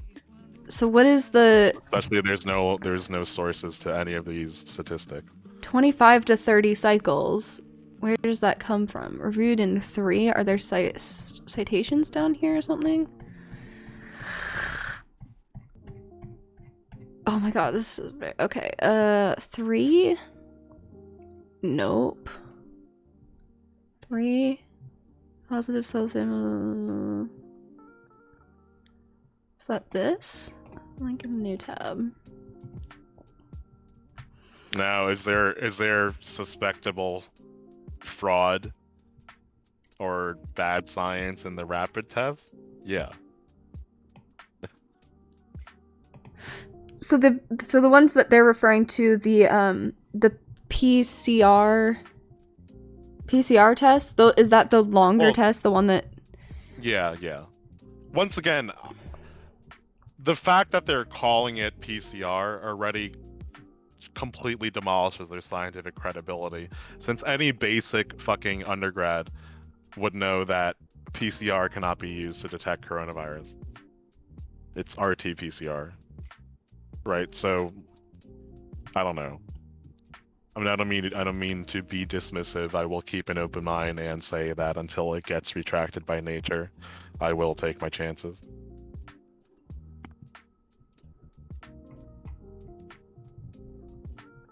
Correlated CT values obtained using our PCR technique based on amplification of the E gene and the results of the culture. Since the beginning of the pandemic, we have performed 25566 SARS-CoV-2 RT-PCR tests for 171. Oh, okay. There's just no commas. 179,151 patients, of whom 113,161 or 7.3% tested positive. Up to the end of May, 3,790 of these samples reported as positive on nasopharyngeal. Thank you. Nasopharyngeal samples were inoculated and managed for culture as previously described. Okay, so what does that mean?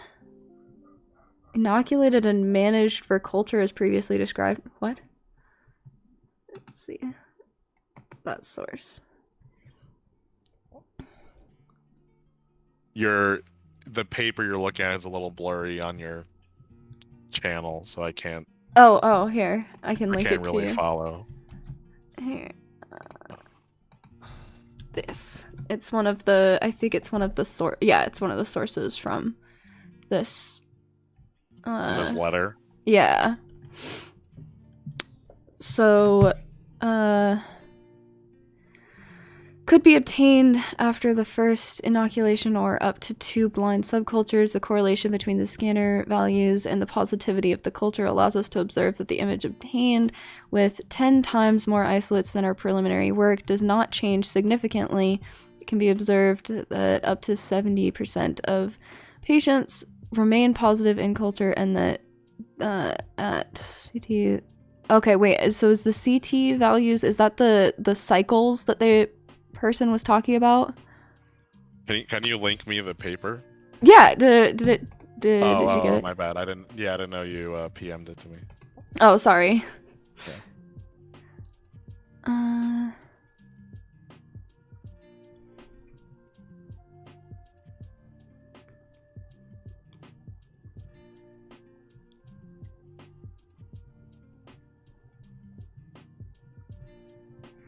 Okay, yeah, so this is what they're...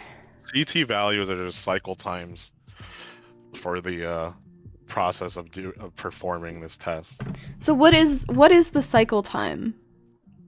Like, what does that mean? Mang, I'm not saying you cannot use PCR to detect it. I'm saying you use RT-PCR to detect it. And you would know that those are two different things if you're making the claims you're making.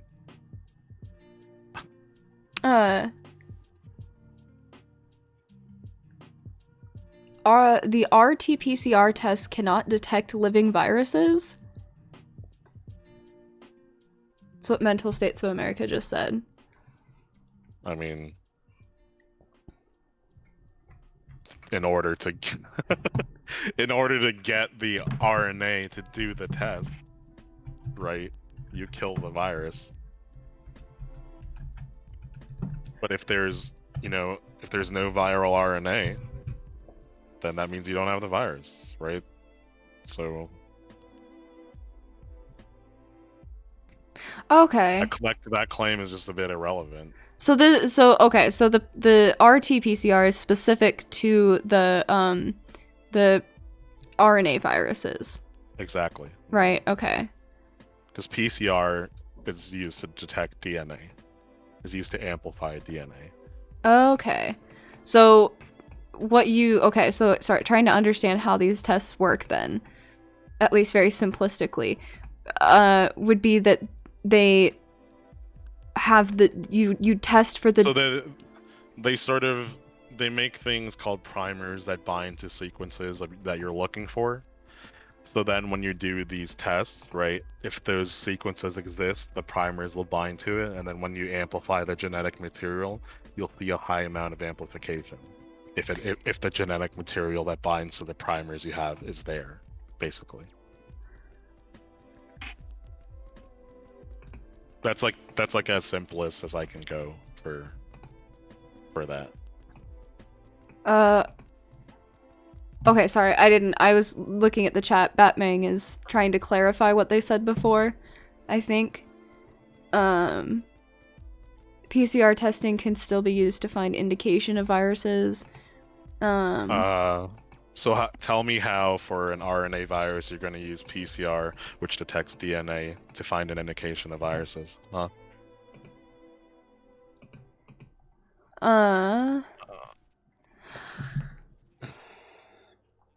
Okay, so sorry. Okay. So this it tries to detect Batman. So his do you want to give a little summary of your background? He just asked what your background is. And you can probably say it better than I can. I have an MD PhD. My PhD is in immunology. I have 8 years of experience with scientific research. So what I'm saying isn't very unsubstantiated.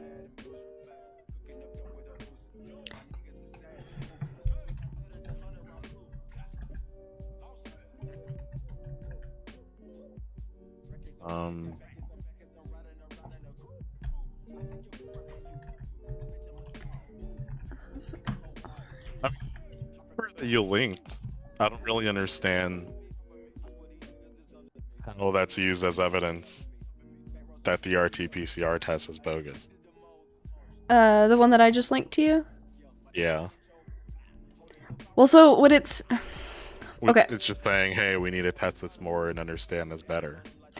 So is it saying that if the cycle times are too high, that it makes it more likely that you're going to get a false negative or a false positive? Well, it makes it more likely because you're exposing it repeatedly to higher temperatures to denature the genetic material you have. Okay. That's what they're saying. So it makes it more likely that you'll get a false positive. Right? Well, it makes it more likely for amplification of the specific sequences you're looking for to not happen. So it makes it more likely, actually, for false negatives. Okay. Because it would be like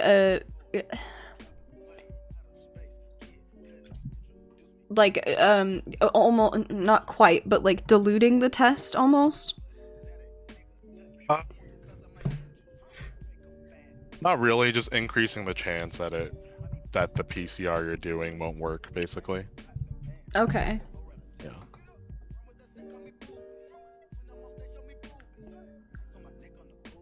Potential conflicts of interest. Reports grant from the Hitachi High-Tech Corporation outside of the submitted work. All other authors reported no potential. Okay. This research was funded by the French government under Investments for the Future program managed by the French National Agency for Research. Okay.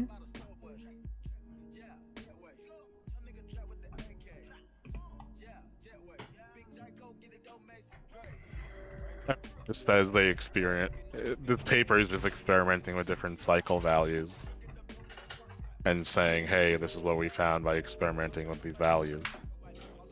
And more research needs to be done. That's really all this is saying. Well, and like, I don't think it's unreasonable, right, to say that we need to continue to examine the methods that we're using. Of course, to... and I believe that. Yeah, of course I believe that. Right, and so I think it's just that, you know, we also need to be careful not to like reactionarily jump onto something saying like, oh, this definitely proves everything we think about COVID is fake or is unfounded. That's more so what I got like emotional about. I mean, like, and I really think that this is just like the biggest problem that we're facing with COVID right now is the fact that it is so like politicized, right? That like it's not, the focus isn't necessarily on like good research right now. I think there's just so much conflict of interest in terms of like politics and having the right view of COVID and like all. My brain is having a hard time making sentences make sense, but like hopefully that you guys can kind of understand what I'm saying is that like we need to be very careful not to be reactionary, and also we need to stay open-minded, right? I hope that makes sense.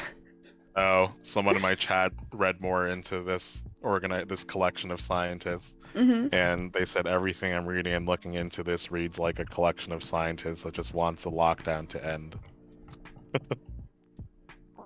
I don't know, we'll see. I mean, all I'm gonna say is until that actually officially gets retracted by nature, I think I will, you know, place high faith on nature validating that article.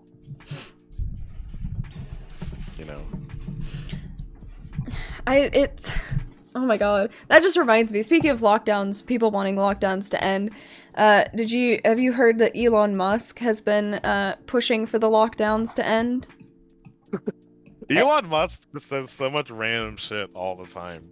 He's so I watched I was watching a video where like Vosh was talking about him and just the fact that like apparently he is up to get a $750 million bonus if he if Tesla makes like $100 billion for consistently for like 6 months or something like that. I can't remember exactly what it is, but basically, turns out Elon Musk has been like not providing proper PPE and not allowing not shutting down his factories to have employees quarantined and stuff, and so people have been getting sick at the Tesla factories and workplaces because he just really wants to get the Tesla stocks up to that much so he gets his bonus. I heard, didn't he also say he won't fire people during this time from working from home and then fired a bunch of people from working from home? I wouldn't put it past him. Like, people have like a really weird infatuation with Elon Musk when it's like, I don't know, he's not very charismatic. He just seems like a dick to me. It's because Reddit loved him for smoking weed on Joe Rogan once. Right? No, honestly, and didn't he do like meme review with PewDiePie or something like that? I think so. I don't know about that. Boomer. Not following PewDiePie. You can't be on the internet and not follow PewDiePie. I'm worried that my brain will melt out of my ears if I follow PewDiePie. So I choose to abstain. Oh my goodness. Oh. I feel very tired. Yeah, I mean, I think that might conclude our talk because I have other stuff to do in terms of like work stuff. Yeah, no, I think it was a good stream. But next, well, so we're still doing this monthly? Yeah, I think that sounds good for now. So next month, what do you want to tackle? I don't know. That's a good question. Maybe everyone in chat, what medical conspiracy theory would you like us to tackle next month? Yeah. Why don't we Alex Jones. There's not much to tackle with Alex Jones. Oh, he has this whole supplement line. That's a thing to tackle. Yeah. He's got a whole bunch of supplements. He's got an alpha male vitality thing, a brain, it's called brain one, a different one that's called Brain Force, which is like, you know, the increase your brain power, makes you smarter supplement, like. So, okay. Inner Bean, thank you for tuning in. I talk about herd immunity a lot, so feel free to tune into my other talks for herd immunity. Yeah, I'll probably talk about herd immunity like 8 million times by the end of this next week. Alright. Bee sting therapy it is. Bee sting therapy? Oh my god. How do you feel about that? Sure.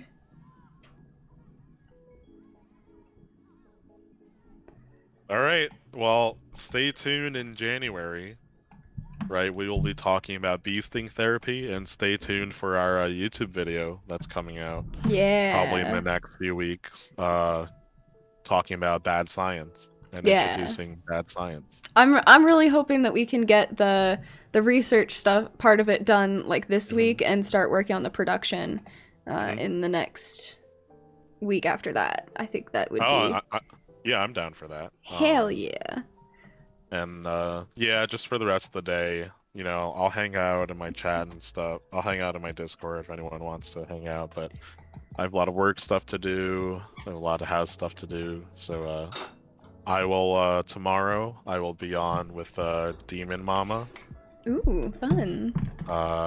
At 6 p.m. But otherwise today I'm that's my last right now is my last time of streaming for today. You know, please follow Cheshire Cat, everyone. Oh yeah, I need to. I realize I haven't gotten you a shout out today. RUND, and then the underdash is at the end, right? Are you also ending your stream as I end it? Yeah, I will be. Then would you mind staying on for just like 5-10 minutes? Yeah, no. Okay. So I'm gonna if you want, we can just like mute and deafen each other, stay in the and just say goodbye to our streams, and then come back into the voice chat. Sound good? Yep. All right, cool. Wait, there we go. Okay, all right. Okay. So Batman. I don't think that. I won't speak for him, but I think what he was saying is that like yes, we can use the PCR test, but it's specifically the RT-PCR test. I'm not 100% sure, but that can definitely be something that I will look into. I'm actually kind of interested in this study that you guys have sent me, so I'll look into that a little bit more and see if I can figure out exactly what that means. I'm actually super excited to be doing like the more science stuff, and yeah, I think it's really fun.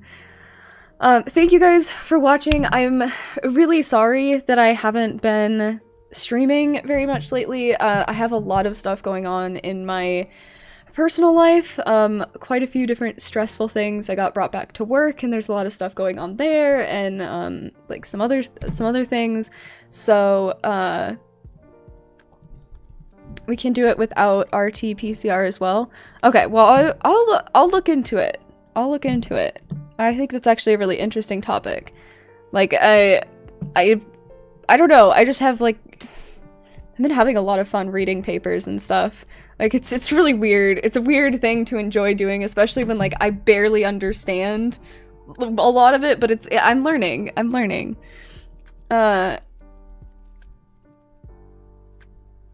Okay, well I'll look into that, Batman. I'll do that. And then okay, so I am gonna try and stream more. I really am. I'm so sorry. I feel really bad. But like I said, I just have a lot going on. But I want to do more just like chill research streams. So I think that might be something that I'll do this week, is just do a couple of streams where like I hang out and read papers with you guys, and we can just talk about them, and they'll just be nice and chill. And then like Doc said, I'm gonna be working on YouTube videos. I have some videos with Doc that we're going to be talking about, and then I have some projects coming up on my own. That's another part of the reason I haven't been streaming. I've been going through a massive like political shift in my my beliefs in politics and stuff. So like that's gonna be something that I will talk about soon. I'm not quite ready yet, but it will be upcoming. So yeah, it was really nice to see you guys. I hope that you got some entertainment out of the stream today. And yeah, I will